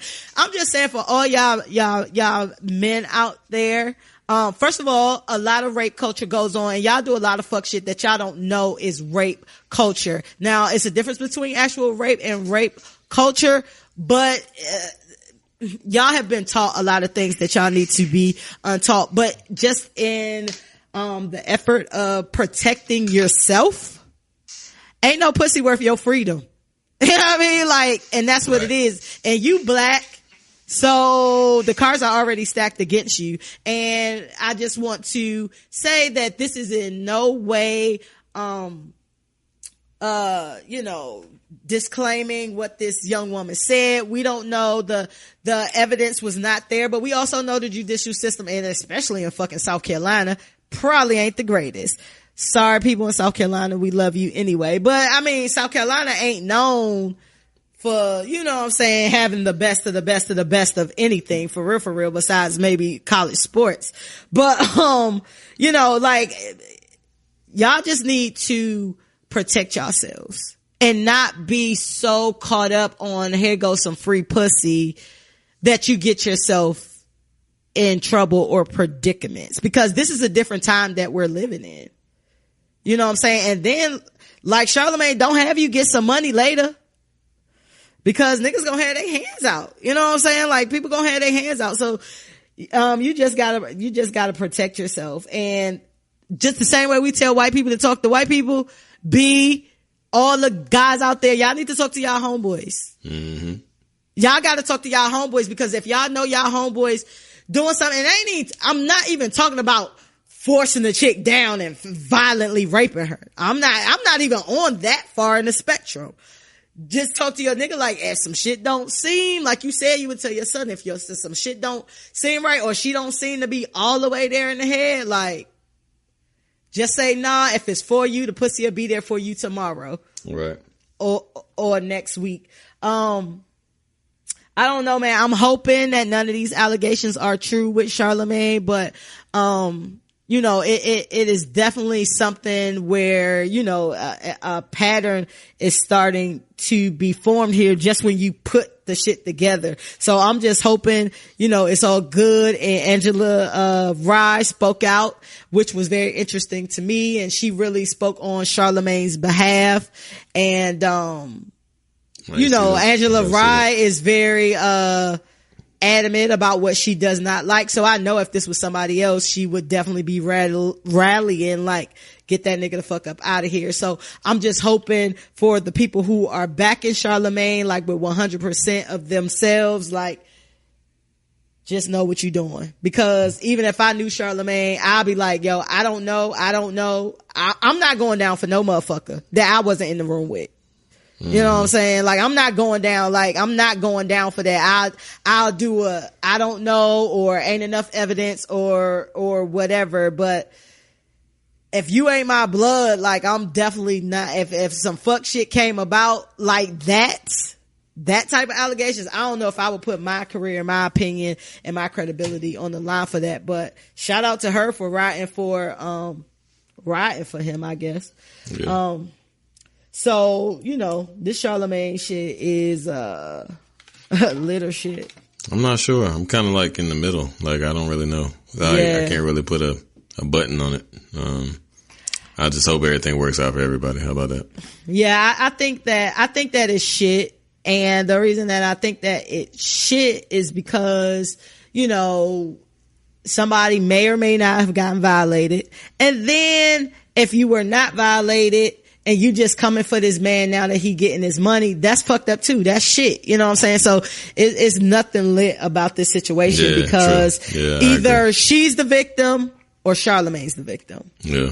And it's like no winner, you know, kind of in this. But I do like the fact that Charlamagne has been smart in the way that he's kind of been handling this. I don't think that he has the same energy if it was someone else being accused. For sure. But, you know, I do feel like he handling things kind of the way that he should. Yeah, he put out something today on SoundCloud on the Brilliant Idiots page. It was like 6 minutes. I heard like the first 2 minutes, and then something happened. I forgot to listen to it, but I'm gonna finish it up. I'll send it to you. It was on somebody retweeted. I forgot who posted the shit, but yeah. All right. Well, let's get out of the pedophiles for a second and get to the sleazos. So she definitely fucked Pop. Definitely fucked Pop. So y'all know Faith Evans and Stevie J got married last week. They eloped in a Las Vegas hotel with the reverend inside the room. Stevie J said he basically had to convince her so that she to elope. Yeah, so she wouldn't tell her family, right? And so he didn't want the family to talk her out of it because everybody knows he ain't shit. But the documents, the plot twist here that was really interesting to me is that the marriage documents say that this was her second marriage opposed to her third marriage. And B just put us on last week to the husband she was with doing drugs in Hateville, Georgia. Oh, yeah. That last husband that she divorced. But it says her last divorce date was mentioned in 2012, or she was married in 2012. And this is her second marriage. So she won't marry the Big? That's kind of what's coming out. So her and Big were allegedly at this point in time, married 1994 through 1997, right before he died. Faith is basically saying the clerk made a mistake. And she put the information, so as you know, with social media, detectives and public information and things like that, you know, they have the paperwork and they post it in. It definitely says like second marriage XYZ. I think this is also very interesting that Stevie J and Faith, wed because they have a song coming out, a duet called A Minute, and it's supposed to drop sometime this week. Stevie J has also gotten her initials FRJ tattooed on the side of his face. What? Which stands for Faith Renee Jordan. Yes, on the side of his face. What the fuck? Do you feel like this is real or like a publicity stunt? I don't know what's real anymore. That's the perfect honestly, answer, I have my no nigga. idea. Like, all I know nothing is what's real real anymore. is that when I wake up, I gotta go to work. Then I gotta get my kids ready. That's the only thing that really lets me know this shit is real. Otherwise, nah, you right about that. Like this whole, I don't know, man. The shit that be on my phone, that shit can't be real. I don't be knowing. No, you're right. You're 100% right about that. Like, so much I shit feel so the same weird. way. Motherfuckers be trying to get clicks and likes and man, the internet ain't real. I can tell you that. Like that shit is, that place right there, that shit is like that shit need a zip code or some shit, cause that shit is a strange place, boy. Like the internet, like, boy, and it sucks cause I'm like so logged in and always on my fucking phone. I hate it so much. I wish I could like not, like that is my vice and my addiction. Like, I hate not being, like, I hate being programmed and plugged into my phone like that, man. Like, I feel you. I feel you. You see that episode of, Atlanta where basically she went to the party, like Drake was supposed to be there. That's the only one I didn't see. You need to see that because basically the moral of the story is like, even if you're there, the shit is not real. Like nothing is real, basically. Like that was the moral of that story. Yeah. Like basically nothing is real, especially shit for TV, social media, all that. Like none of that shit is real. Like, so I think Donald Glover did a good job with that. But it's just interesting because Faith was on that reality show with Stevie J. As his love interest, you know what I'm saying? And then she broke up with him. She said she wasn't going to get back with him. And then all of a sudden she got married and they have a single coming out. And before a long time ago in another land, I would be like, that is absurd for people to get married and do something so official just for publicity, but people do it all the time. Yeah, it's a different game, man. This shit is a dirty game. This shit is wild, man. This shit is crazy. I ain't lying. Like, this shit is nuts, yo.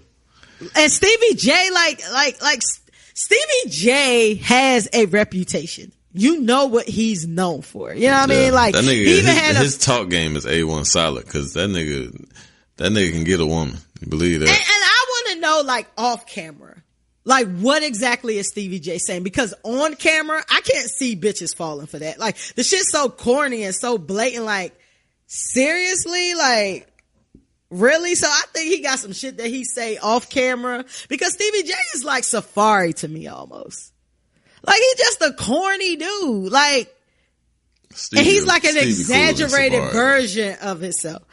I would much rather kick it with Stevie than fucking Safari. I feel like Safari is a nicer person, like a more genuine person. His personality is just kind of corny. Like, I could be friends with Safari. I don't think I could be friends with Stevie J. It seems like I could be friends with Stevie. Like, I feel like Safari is the type, male or female, like, you sick, he gonna bring you some soup. Like, I feel like he's a genuine nice guy, although I think he corny as fuck. I think he's a genuinely nice guy. Stevie J kind of gives me opportunist. I can see that. He gives me predator. And when I say predator, I'm not talking about like underage, even though that's been like the thing. But I feel like he kind of preys on women and kind of convinces the weak-minded one. Like, I don't know, like, he give me the heebie-jeebs. Like, like, I don't think I can hang out with Stevie J, but I do know that Stevie J, was with Bad Boy back in the day, and he produced a lot of hits for them. So I don't know what his relationship quite, was with Big, but I know we talked about kind of Jadakiss. Right. So I'm assuming that, I mean, it could have been like a purely working relationship, but do you think that's kind of a betrayal? We talked about Jadakiss a couple shows ago. Like, do you feel like that's a betrayal? I'm so glad it wasn't Jadakiss. How about that? Oh, sorry, Jadakiss. Sorry, Jada. Nobody, Jada. Everybody always talk about the lies and nobody ever tells the truth. Hey, real nigga Jada has still been a real nigga all this to this time, and he didn't disappoint. So shout out to Jada. He did, and good Jada. Good Jada. We owe you an apology. So, we never said he did it. Well, we said if he did, it'd be fucked up. And we definitely said that. I was very disappointed and I was giving my thoughts on it because it was, I hold Jada in very high regard as far as a street nigga and a real nigga. So, yes. But anyway, as far as, what was the question? I forgot what the question was. I was asking you if it was a betrayal. Oh yeah. I mean, I don't know. It's kind of weird. This shit it was betrayal for Jada, yes. I don't really know what their relationship was. I know Jada and Big, like Jada did We'll Always Love You Big Papa type shit. So like, I don't know, you know what I mean? Like I ain't never heard no odes to Big from Stevie J, so I can't really speak to that. But I just know like, damn, you know what I'm saying? Like, and I mean, we said she definitely fucked Pac. That shit was mad long ago. I always did think she fucked Pac though. Cause Pac was that nigga at that particular time. So pretty sure. And if I was Faith at that time, you would have fucked Pac. Big was still fucking Kim, I definitely would have fucked Pac. Yeah. Yeah. Women are very spiteful and vindictive. And listen, I tell anybody, like, if you ever, like, I've never knowingly been cheated on. Not saying that it didn't happen, but I've never knowingly been cheated on. But if I'm ever cheated on and I know about it and I'm dumb enough for whatever reason, I don't even think my DNA set up like this, but I see it happen to people all the time, so I'm not gonna ever say never. If you cheat on me and I take you back, don't come back. Cause I'm 100% gonna cheat on you. Like, that's how I gotta operate. To make me feel better, I gotta cheat on you. Right. And I know this about myself. I'm not saying it's a great quality to have. Right. However, I'm not gonna lie about who I am. You know what I'm saying? Like, I definitely would have fucked Pop.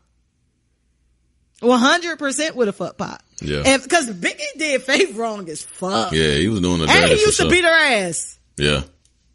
So I definitely would have fucked Pop. But definitely gave up that pussy. You know, fuck Pop damn came out and told everybody. That's why if you gonna do some shit, don't be fucking with a tattletale either. Right. True that. Speaking of tattletales, fucking Floyd and motherfucking 50. I ain't even want to go. I ain't even going into that. I don't want to talk about that shit. That shit is gay. I was just like, that shit is some homosexual shit they got going on. Yeah, they crazy. Like, I ain't even want to get into that. Let's take before we ask if it's lit or shit, how long we give this? How long we give this marriage? We taking a poll, office poll. I'll give it a year.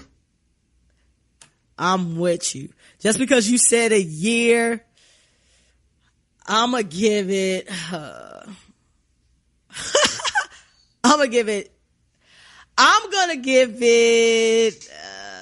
6 months before an allegation comes out or a tape comes out or some DMs come out where Stevie fucking some other chick on his Offset shit. You know what I mean? I get that about 6 months. She gonna let him slide because they married, and I'm gonna give it 18 months total before the divorce is done. So y'all keep us honest. We gotta make record of this. So B giving it a year and I'm giving it 18 months, but this shit definitely not gonna last. And Faith, you obviously don't know how to pick niggas. God rest his soul. Big was a fuck nigga. Your last husband was a fuck nigga, and Stevie J is definitely a fuck nigga. So she got a type. She definitely got a type. Girl, free yourself. Go and get you a Russell Wilson. Okay? Level up, level up, level up, level up. That shit. God, I hate that yummy in your tummy part. She fucked that whole song. That song is stinky butt. That's the worst. Hot steaming butt. Hot September leather seat stinky butt. Sierra, you leveled down with that song. That shit is trash. Like, what the fuck is that? That shit was garbage. I heard this. I'm like, they talking about level up challenge, nigga. I challenge you to listen to that motherfucker for the entire time. Yummy in my tummy. Like, I ain't even hear that part. Did Baby Future write that? I got 15 seconds in and I was like, oh, this isn't for me. Scroll up. Continue. Right. Fuck out of here. Level up. Level up. That shit is I want to say, Sierra, even though this song is not the greatest, I want to commend you for going back to your dance roots, because I keep telling you them ballads is not for you, sis.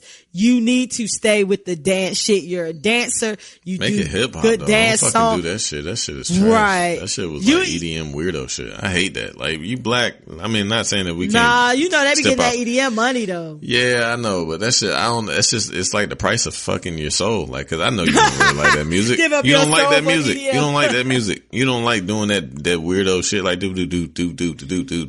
Like our body doesn't even go like that. Like that shit. No, is it trash. doesn't. Like, I definitely am not a fan of EDM music, but That on the shit is business garbage. side of that, if I was an artist, I would definitely have me a fucking EDM song and collect these checks. I ain't gonna even lie, but I'm not a fan of EDM Waka music. Flocka did that shit, and he rich as fuck off that shit. Shout out. I don't even know what his songs were, but apparently he got. Yo, I didn't know that 50 Cent was only worth $20 million. I don't believe that. I believe it only because of the bankruptcy shit. Yeah. But I thought he had I really thought, because all the times when I'm talking about bankruptcy, 50 they Cent, don't take your money though. That's true. Bankruptcy, they just clear all your debt. But I thought 50 Cent had hundreds of millions of dollars. He's supposed to, because the vitamin water deal that they sold was $400 million. So he had 10% of that. So that was $40 million. And then I don't know. I don't know if that stat is true. I think that shit was just some shit that Cuz made up. But who knows? I don't know how much. I was looking on Celebrity Net Worth. I went in a Celebrity Net Worth hole today at work when I was supposed to be working. But a lot of the sites were saying the same thing. I don't know if it's true or false, but whether he was on the Forbes. He was on the Forbes for mad long though. He was on the Forbes consecutively. Him, Dre. He was on early. Russaw 50 sold 50, 60 million records. I don't even count his records. When I be counting his money in my head, when I count 50's money in my head, I don't even count the records because that was so long ago. But I do count those. I think of 50 more so as a businessman. So I'm thinking about Power. I'm thinking about the other shows and shit that he's had. I'm thinking about the vitamin water deal. I'm thinking about other products. That nigga had mad shit. G-Unit. That nigga got more than 20 million. So that's the stuff that I'm thinking about. But I don't know, but that was really weird to me. But anyway, back to this shit. Only 20 million. That shit. I mean, don't get me wrong. 20 million that's a lot of money. To sneeze at, but when you're thought to have hundreds of millions, that's you know what I'm saying? You thinking you have $100,000 in the bank and you only got $20,000 in the bank. You're going to be like, what the fuck? You know what I mean? What the fuck? And another person be like, shit, $20,000. I wish I had that shit. That's the way I'm thinking about. Like, yeah, I mean, I got 20 million when I'm thinking. I know what you're saying, but I think he got more than $20 million. Well, 50, whatever you doing, you need to just go and stop being a little bitch and doing this shit that you do. Yeah, you being a rat, man. That's the shit that was killing me. I'm like, you telling the nigga he responsible for, he got 2 bodies and shit. I'm like, damn, nigga, that's fucking police. Nah, that's like, fucked up. That's rat. So 50 told, for y'all that don't know the backstory, basically real quick, 50 and Floyd been going back and forth. Ain't no way you can miss that. But, 50 just starts hitting below the belt as he always do. And he said that, homeboy, who was he? Was he a football player that killed his wife a couple 2 years ago? Artist, like, he was a rapper. Earl. Okay. But he killed his wife and killed himself. And apparently, or according to 50, Floyd was on the FaceTime and Floyd also fucked, the bitch. I'm sorry. I take that back. I didn't mean to say it like that. Harsh. That came off very harsh. That's not how I meant it. I'm sorry. The bitch. I mean, if she wasn't dead, that's how I would have said it, but it's just disrespectful only because she's dead. So I take that back. I apologize. He had sex apparently, or had an affair with the female. And don't do that, nigga, because you done say a lot of shit and I be fucking cleaning up for your ass. Yeah, no doubt. I'm just saying, it was funny. It was funny. I don't give a shit. I'm sure I've said some shit that's not very good. But yeah, so Floyd allegedly had sex with this woman, and that's what the whole fight was about. So that's what he said. Floyd then beat 50 niggas, which he's talking about opponents in the ring, 11 women, which is domestic violence, and got these 2 bodies, which is the rapper and his wife that he allegedly slept with, and the guy killed his wife for cheating and himself. So that's too much to put on somebody. And that's fucking police work. You're doing police work. What the fuck are you talking about, man? Like, you're a police officer. 50 is like, you a street nigga. Like, fuck you doing? Like, this shit is weird. That's what I'm saying. The internet ruined the world. Really, I've said this several times. Nigga. The internet has ruined the world. Even more so, it has ruined the gangster rapper, because just for another aside, like, I was a super state property fan as a child. Well, not a child, but like a teenager and shit. That shit was, cause I was wild and doing all type of shit. So that was kind of like soundtrack to my life. And Beans, it's a nigga named Oskino that was in state property. Probably don't really know him, but he was dope. I know Oskino. He's been like on a rampage against Beans and a lot of niggas in state prop, more specifically Neef. And like, he's been like saying Neef is a rat and posting the nigga shit all on like his Instagram, saying how Neef is a rat and like sign papers and all this other shit. So Beans, in another internet killing the gangster rapper, fucking Beans, like, some girl or some tranny, I don't know all these fucking terms. I know it's not politically correct to say tranny, but it's just tranny. I mean, it's just like, tranny. It's like grandma is granny. It's tranny, whatever. That's a way to spin it. You know what I'm saying? Like, it's just what it is. I'm not being like derogatory or anything. It's just what it is. But so she posted on, I don't know if it was on on Beans comments or some shit. This is the long and short of it. Basically saying that her and Oskino been fucking and he loves her and all this other shit. And then like Beans posted that shit and like highlighted it and all this. I'm like, man, this shit is crazy as fuck, man. Like, when the fuck did like these hardened criminals that we listened to for so many years rap about gangster shit become like internet savvy one, and then posting and doing like, this shit is fucked up, man, and I just hate it. The internet ruined the fucking world. Yeah, because attention is the new drug. That shit is the fucking dope of dope. And it doesn't skip anyone. Nah, that shit. You know what I mean? Like, it's crazy. It's crazy that all of that is going on. And yeah, man. Man, that shit's stupid. It's corny. Man. That shit dumb corny. Yeah. You know what I'm saying? Like, you exposing niggas and shit, people that you've been with. Like, I ain't finna, like, I know mad niggas, like, I'm not exposing none of my homeboys or former homeboys on the fucking internet. Like, shit is all corny, man. The internet ruined the world. The invention of the camera phone and all that shit is the fucking worst shit ever.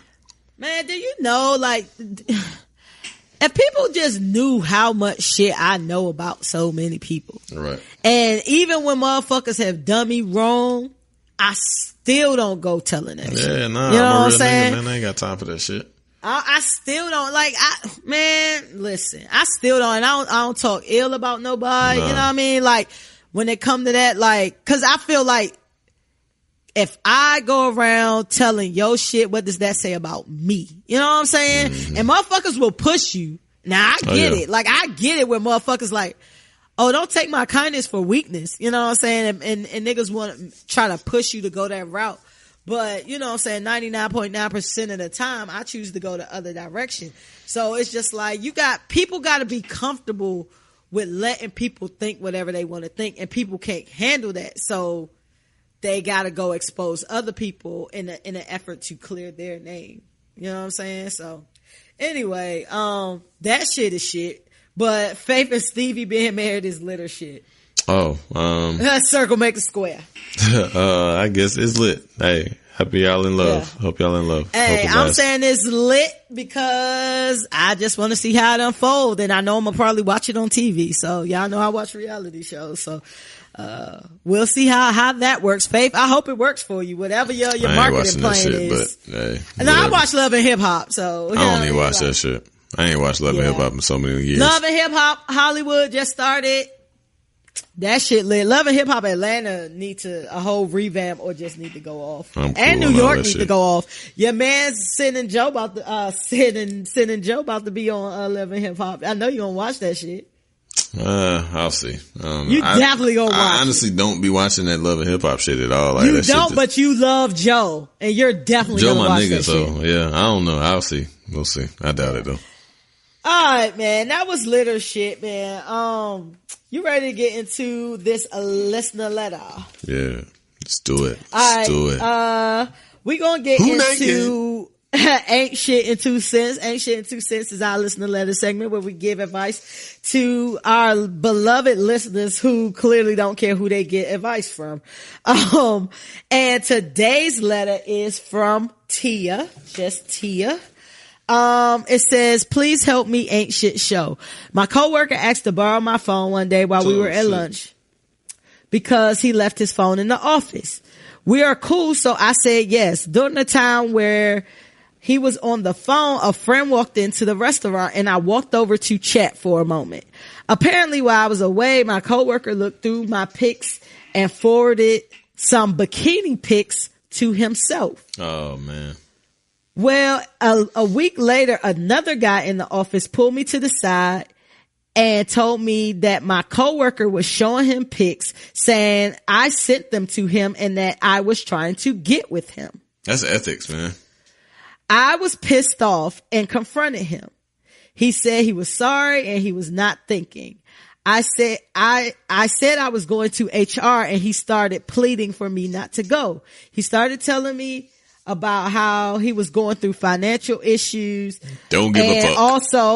Also in a custody battle for his daughter. And if he gets fired, then there is, I'm laughing because you be answering as we go through like, fuck it! That's what I'm saying. Fuck that shit, man. Your bitch ass nigga. He says if he gets fired, then there is no way he will get custody of his daughter.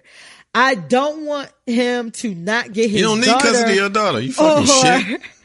Let me finish. Only 2 more sentences. I do not want him to not get custody of his daughter, cause I know he obviously loves her a lot, but I feel pissed and violated. Should I go to HR or just suck it up because it was just bikini pics and it could have been worse? Nah, man. Go ahead. It could have, that's the point. Like, that's my point, man. Fuck that shit, man. Yeah. That nigga violated your fucking person. One, you shouldn't have gave him your phone. Like, what the fuck are you giving him? What'd she say? She gave him her phone? He said he left his phone. He needed to call somebody real quick. Nigga, you got a desk phone. They ain't got no desk phone in the office? They wasn't in the office. They was at lunch.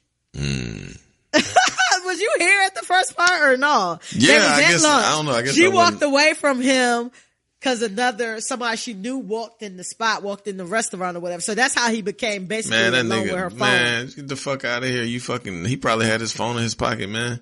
I mean, I guess you were being nice, but I would have, man, shit. Hell no. I don't trust nobody with nothing. Like, especially my phone. Motherfucker that got me access to my anything and then fuck that shit.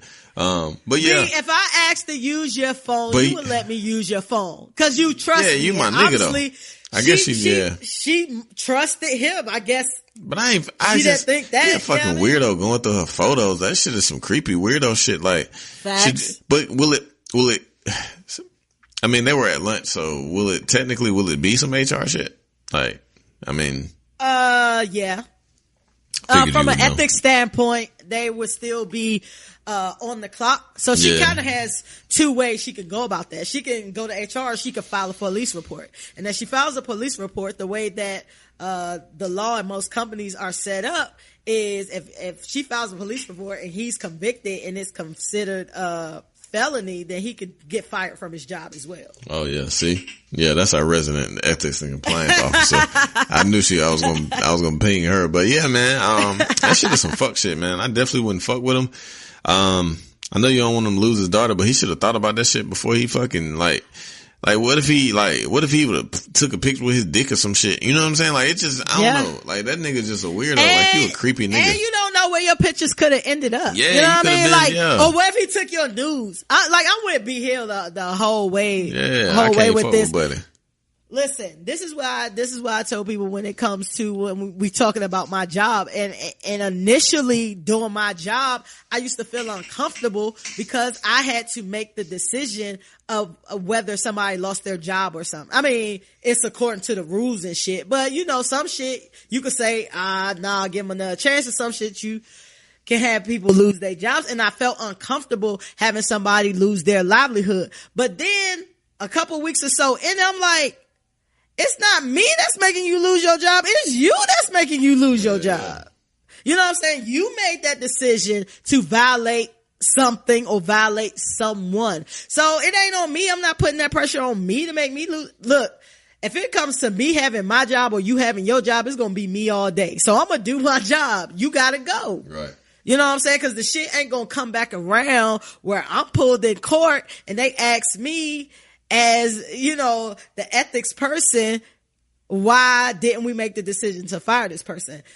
I feel like this guy violated you, and I definitely feel like you should go to HR about that. His personal life is his, and you got to make decisions that's good for your personal life and for your well-being. And your pictures could have ended up anywhere. It could have been some nudes of you that he took. It could have been some pictures of somebody else in your phone that he took, posted them shits online, and then he lied. Right. Not only did he take your pictures, he was fucking sociopathic enough to go to another nigga and brag. Yeah. And say you sent it. So not only did he take your shit, he lied on you and tried to discredit you. Go to HR, let them make the decision. But fuck that shit though. He a fuck nigga. He's a weirdo. Yeah. Can't trust that nigga. And you shouldn't be cool with him no more.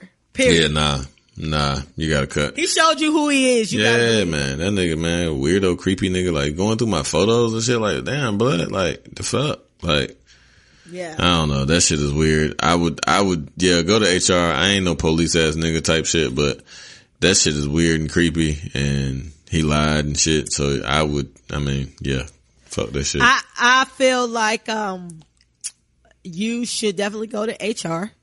And HR will handle it however they handle it. I'm not opposed to going to the police. I'm a police nigga. if it got something to do with me. In the words of Charlamagne, I'm a civilian. Mm-hmm. I'm not a street nigga. I'm not that. And I never claim to be. I'm from the hood, but I'm definitely not a street nigga, because if you do some shit to me, I'm prosecuting. Mm-hmm. You know what I mean? Like, you know, depending on what the shit is. But I feel like some shit like this, I feel like you'll get a quicker reaction from HR. If you go to the police, you know, it might be like a misdemeanor, some shit like that. He still ain't gonna get in no real trouble. And who knows who else he has done this to. Right. Like, this ain't the first time he did that. Tia, go to HR. Fuck him. And he don't need to have his daughter if this the type of person that he is. Yeah, man. Fuck out of here, you weirdo. You might be snapping pics of your fucking daughter or some shit. Fucking creep. True. Creepy weepy. Creepy weepy. Don't be a creepy weepy ass nigga. And don't be a thirsty ass nigga where you stealing pics from. Yeah, like you got a damn yo. Don't be a lame. Like you yeah, I gotta use your phone. And lying on your dick. Yeah, you fucking weirdo. Like, yeah, man, get him the fuck out of here. Goodbye. You get the fuck up out of here, homeboy. Yeah. Tia, let us know what happened, man. Yeah, Tia. If you want advice from us, I'll pick a fun letter next week where somebody can get naked, hopefully. Get naked in that motherfucker, man.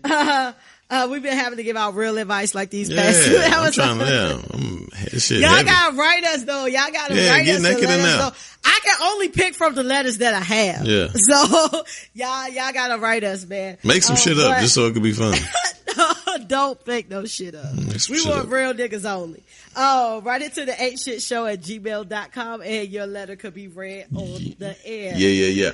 All right, let's wrap up with our last segment, which we call Free Smoke. Free smoke. All right, y'all. Y'all know Free Smoke, man. Y'all been with us. Hi to all of our new listeners, and we love you, all our old listeners. Free Smoke is where we talk about any hot button or personal issue. It can be anything from politics to petty.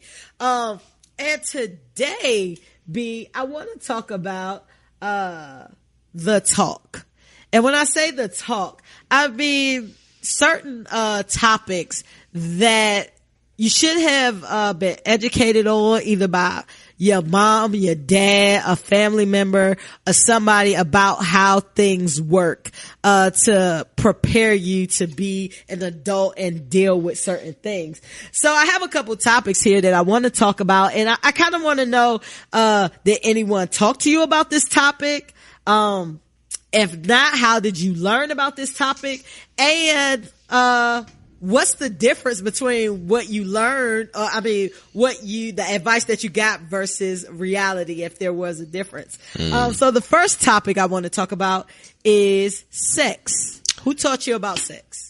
Nobody, man. Like, it's funny you say that because me and my wife were not having a conversation about that not too long ago, and I don't recall my mom and dad talking to me about sex. Like, I really don't. Like, I kind of had to learn shit as I went. Like, for real. Like, my mom ain't buy me no rubbers or none of that shit. Like, right. But my mom, retrospectively looking at it, she was super fucking cool. Like, she never really tripped off much of anything. Maybe a little to my detriment, I guess, but, like she would let me have girls over and shit and let me close the door, all type of shit. You know what I'm saying? Like I couldn't close it completely, but I could like crack it. You know what I'm saying? Like leave it cracked and shit. You probably wouldn't do as a parent, right? Oh nah, niggas ain't doing that. Cause I know I was in that motherfucker eating pussy and doing all type of crazy shit. Like for real. Hey, that's wild. Real shit. So like, but nah, I never, like she never really gave me the birds and the bees talk, nor did my dad. You know what I'm saying? Like, and it's kind of weird. Like I don't, if they did, I don't recall. I'll put it to you like that. Like I don't. I think if they did, you would definitely recall. And that's crazy that they didn't. Cause my mom was like, had a wild life, you know what I'm saying? I ain't gonna call my mom no thought, but I'm sure she was, you know what I'm saying? She was worldly, you know what I mean? Like, so cause she was really pretty and shit, but she ain't, like my grandma died when my mom was 9, so she was kind of like a black girl lost a little bit, you know what I'm saying? She had she had to learn her way, you know what I'm saying? She was molested and all type of other random ass shit, so, I would maybe have thought that she would have been a little bit more, you know, forthcoming with some tips and trades of how to deal with women and shit, but she didn't. And my pops was a live nigga too. You know what I'm saying? So I'm surprised. I don't know. Like, my pops was kind of old school. Like, he was kind of like, it is kind of taboo about certain things. Like, he was like the old school country nigga and shit. Like, he just didn't talk about certain shit. Like, it was his way or the kind of the highway type of deal. Yeah. But he was my nigga. So how you think you learned? How you learned? Homeboys. Oh, who did you learn from? Homeboys and just fucking. Like, just learning this shit off of different girls and shit. It out. Yeah, just putting this shit in and seeing what it do. You know what I'm saying? Like, for real. Like, and I used to watch porno and shit. You know what I'm saying? Like, I used to watch cause I had like a cable box in my room and shit. So like, I used to watch like the bullshit Cinemax porn and shit like that. You know what I'm saying? So I used to think like niggas softcore porn. Shout out to softcore porn. Yeah, I'm team softcore porn. I hate softcore. That shit is trash. Mad titties and shit. And like, that shit is trash. I just need to know the idea of sex is going on to get me turned on. I don't need like a cum shot. Yeah. Like I don't need all that. You don't need the ball. You don't need the dick going in the pussy and shit. I don't need liquids everywhere. Yeah, I be on that whole. I want all the shit. You want the whole shebang. Yeah, this shit be whack. Like, but I used to watch that, so I used to kind of have like a jaded perception, like, oh, this how I pop off. Like, if shit gonna be mad, like, what are you doing? What type of shit? You know what I'm saying? Like, my perception was a bit jaded until I got like into it. I'm like, oh, this shit is like, I don't know. So like, why haven't you said, oh, daddy? Yeah, you know what I'm saying? Like, what the fuck about this cunt? You know, white people love saying cunt. Like, I was like, damn, let's say something about your cunt. That's the number one thing I hate about porn, and especially white porn. The talking, the dialect, I hate it. You gotta watch it in mute. Oh, daddy, you're killing me. Oh, like, shut the fuck up, girl. This cunt, put your cock in my cunt. Like, cock. I hate that, yo. I hate that shit. Put the cock in my cunt.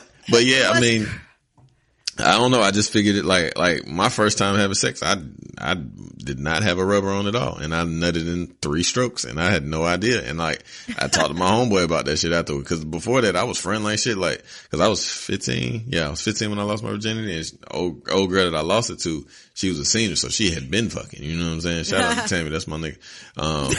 This nigga give out a name quick. Yeah, that's my dog. Like, don't get no money. Y'all take this nigga money when you get this money, cause he be giving y'all names out like shit. Shout out to Tammy. That's don't Charlamagne yourself. Nah, hell no.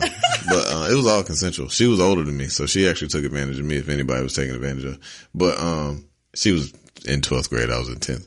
But yeah, I didn't know what the fuck to do after. Like, cause I remember nutting, like, and I didn't know what the fuck was going on. You know what I'm saying? I'm like, oh shit, what the fuck? And then like, what the fuck is this silly shit? Yeah, like, so I'm like, so I'm nutting. I nutted in her a little bit, you know what I'm saying? And I was like, oh so shit. So you could be a dad right now. I could have been like a goddamn. Nigga, you could have like a 20-something-year-old child. That would have been awesome. If I would have did it, cause I would have been done by now and I'd have like, I'd be done by now. I would have been riding in the clear and shit and nigga been in college and I'd have been good as fuck.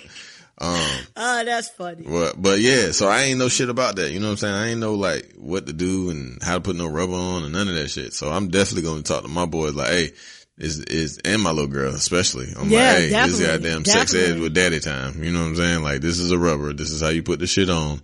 This is where you go to get them. This is, you know what I'm saying? Like, all the shit that you need to know. Like, I'm giving them niggas a full game cause like I again fumbled my way through the dark. So yeah. Did you were you the same way, or did you? Your mom and dad talk to you?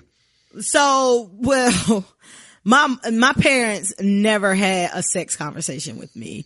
Was very interesting for me in my evolution of sex is I remember being in 5th grade, and I may have told this story before in one of these 41 episodes. But you know, when we were in 5th grade, I was in a 5th and 6th grade class. Why classes had 2 grades in them, I don't know. I was in DC public schools in the late 80s. Who knows?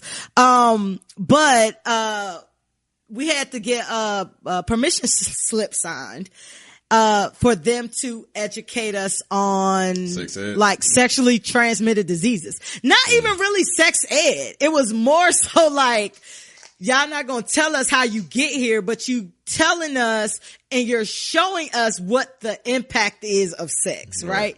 So someone comes to our class and they literally like, it's like a slideshow. Like, we talking about, I'm in 5th grade, so I don't know, this is 1990 something. 92 or something, I don't know, but I'm in like 5th grade and they come through with this slideshow and it's just all of these body parts impacted by STDs. So you guys know when you look on Google and you trying to figure out what the fuck is wrong with you, period, even if you got a cold and you look at the pictures and they show a motherfucker with like Ebola and they dying. It's like all worst case scenario pictures, right? So I'm looking at all of these pictures and I'm a child, and it was this one girl in our class that was in the 6th grade that we knew of that was fast. So we was like, like that that's what she got because she out here being fast, whatever. So that was like my first real like intro to my intro was, we did have, and I went to JY Joyner in elementary. I think it was either 4th or 5th grade. We had sex ed and shit. Like they told you about the whole reproductive system and. Yeah, we didn't get there to like junior high, I don't think, where they actually like told us about the body and shit. So that's like kind of where I started to form like my opinions about sex. And that's why I'm a diseasophobe to this day. Like that's why when I tell y'all, I don't just be out here like having one night stands and shit. Like I can't, like my body just not gonna let me, because I don't know you. I don't know what you have. I don't know your hygiene. I don't know any of that. So that's what keeps me from doing shit like that. But, you know, once I got, you know, like older and shit like that and was kind of like fucking around, like I definitely received oral sex from niggas before I had sex. You know what I'm saying? So, and into high school and like college, I've had a few nicknames, but one of the names was DC Pimp. And that's only because like I dated niggas, but I wasn't fucking them. And that's only, that was because I would see things that would happen to girls and how these little high school niggas would fuck them, come back telling everybody they get deemed as a slut and all this, and half the niggas lying, whatever. So I was never going to put myself in that situation. So what makes that so funny, like I was probably going out with like, so especially in high school, I didn't lose my virginity till I was almost 18. So being somebody from the hood, I feel like that's an accomplishment because everybody was fucking way before then. You know what I'm saying? And like I said, I was getting head. So back in them days, niggas ain't gonna come and be like, yo, I ate her out, but she wouldn't let me do nothing else. They wasn't bragging about that. Right. So it was my way of controlling the situation. So when did you lose your head virginity? Like maybe 15. You know what I'm saying? So I ain't started eating pussy. Anybody is like in my 16. family don't listen to that. Yeah. So I was probably like 15. And I would like in high school, I thought I was too good. So I would date like college guys and shit like that. So like I had like 2 or 3 niggas I was fucking with at the time. But when I say I wasn't fucking them, I wasn't. Like I was going out, we'd hang out, we'll go somewhere, we'll eat food, like shit like that. I wasn't fucking. But my mom came in the house one day and I was laying on the couch and I remember this like it was yesterday. She came in the house and she said, yeah, you been laying around. You tired all the time. And I bet you if I bring this conversation up with my mama, she'll totally deny it because she denies anything that does not favor her in our childhood. You know what I'm saying? But she was like, oh, like you laying around, like you going out with these different dudes or whatever. And at this point in time, I'm probably like 16, maybe going on 17, something like that. She was just like, don't bring no babies in my house. That was it. So I looked at her and like, I just looked and I like shook my head and I'm like thinking to myself, like, I'm not even having sex. Like, I'm a virgin. Like, that was fun. So that was like the most of like my sex education that I received, like from my parents. But, you know, based on that 5th grade experience and through that, I kind of took it upon myself to kind of learn from other people. Cause you definitely had like homegirls and shit that was out there fucking and shit. So you'll learn from that. I remember being in middle school and this girl was talking about like, yeah, don't you hate when niggas nut on your stomach? And I'm like, the fuck? Like, that's what they doing? Like, and we like in 8th and 9th grade. Like, I'm like, whoa, like, that's what they doing? So, you know, like, that was very interesting to me. And then, like, sexuality kind of evolved and, you know, like, learning different things and you learn what you like and you learn what you don't like. Yeah. But you always have to, like, I feel like my takeaway about sex is kind of like, you have to learn yourself and learn what you like and don't have sex for other people. Yeah. Of course, when you having sex, you should definitely try to please the other person, but not at the detriment of your own pleasure, in my opinion. But that's what I learned about sex, and that was very crazy.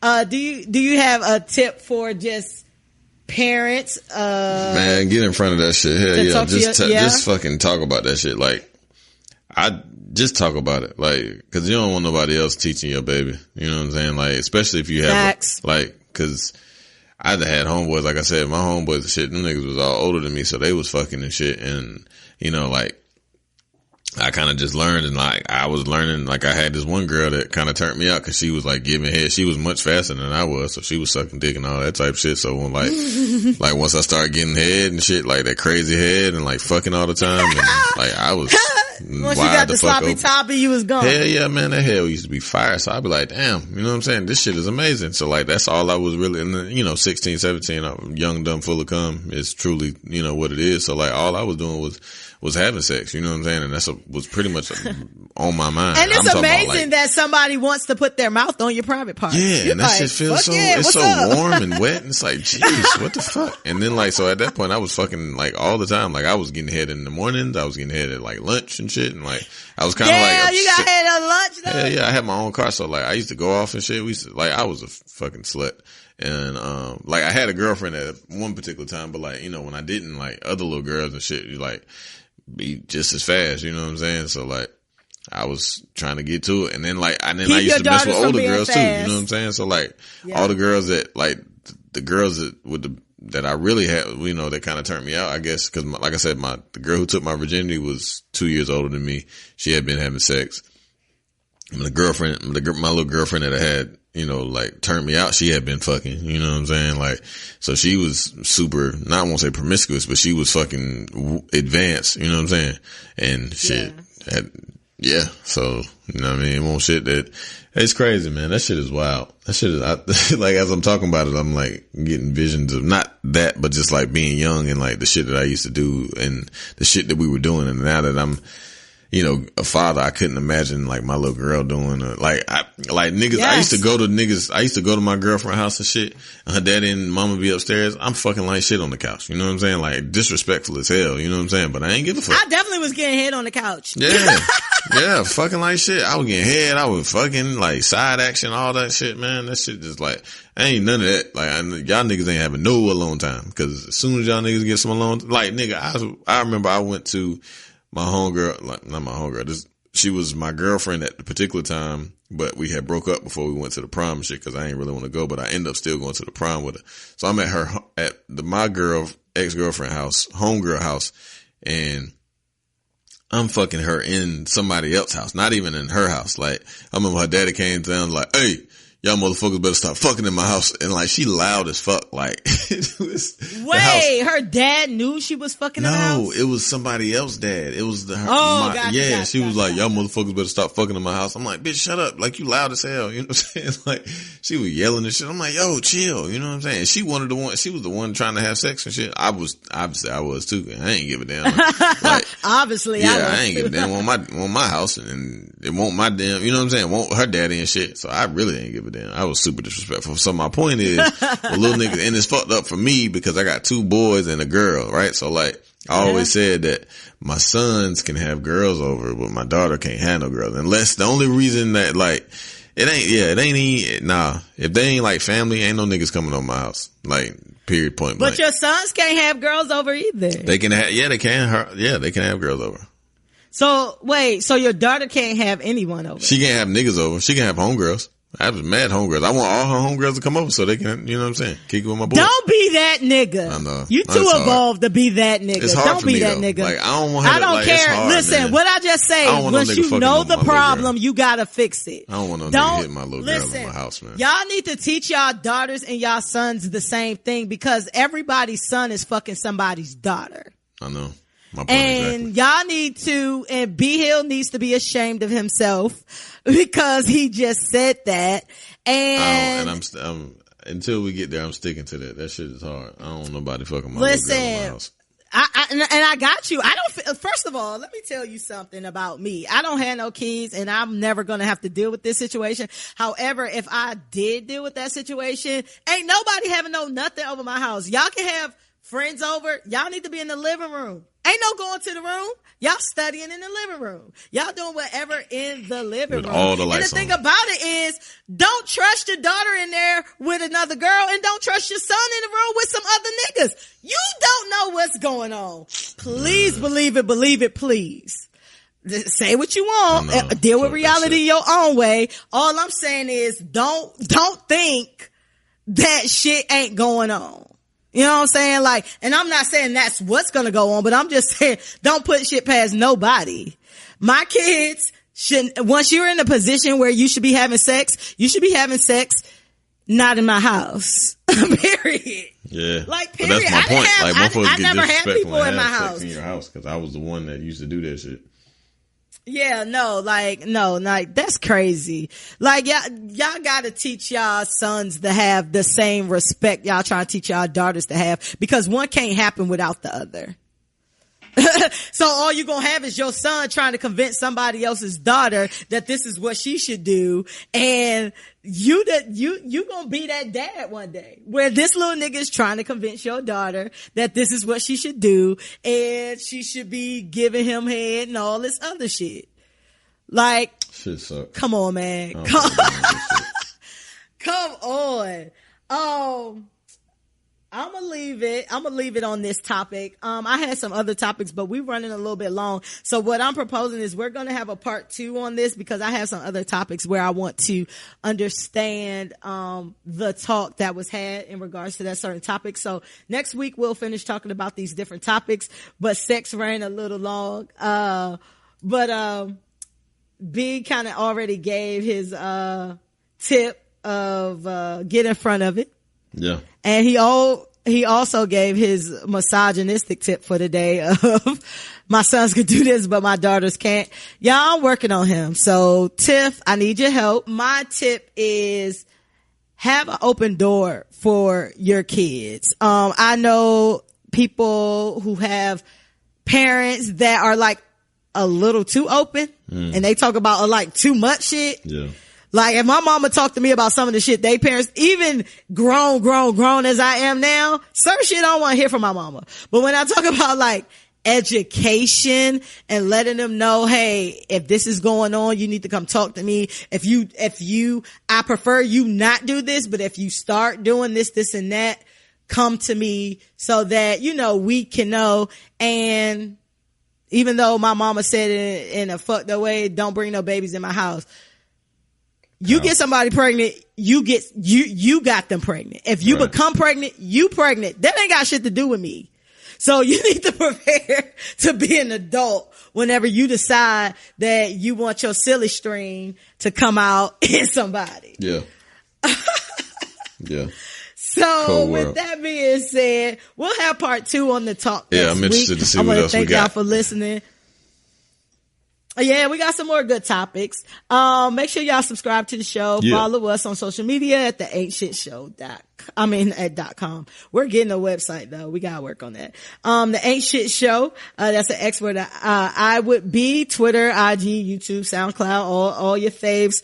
Facebook. Write a review and get us on the Apple Noteworthy page. Thanks for everybody who tags us. We love it. And y'all know I like to end with a quote. And the quote for today is, while grinding and getting to your destination, make sure you enjoy the journey. Work hard, but make sure you play hard.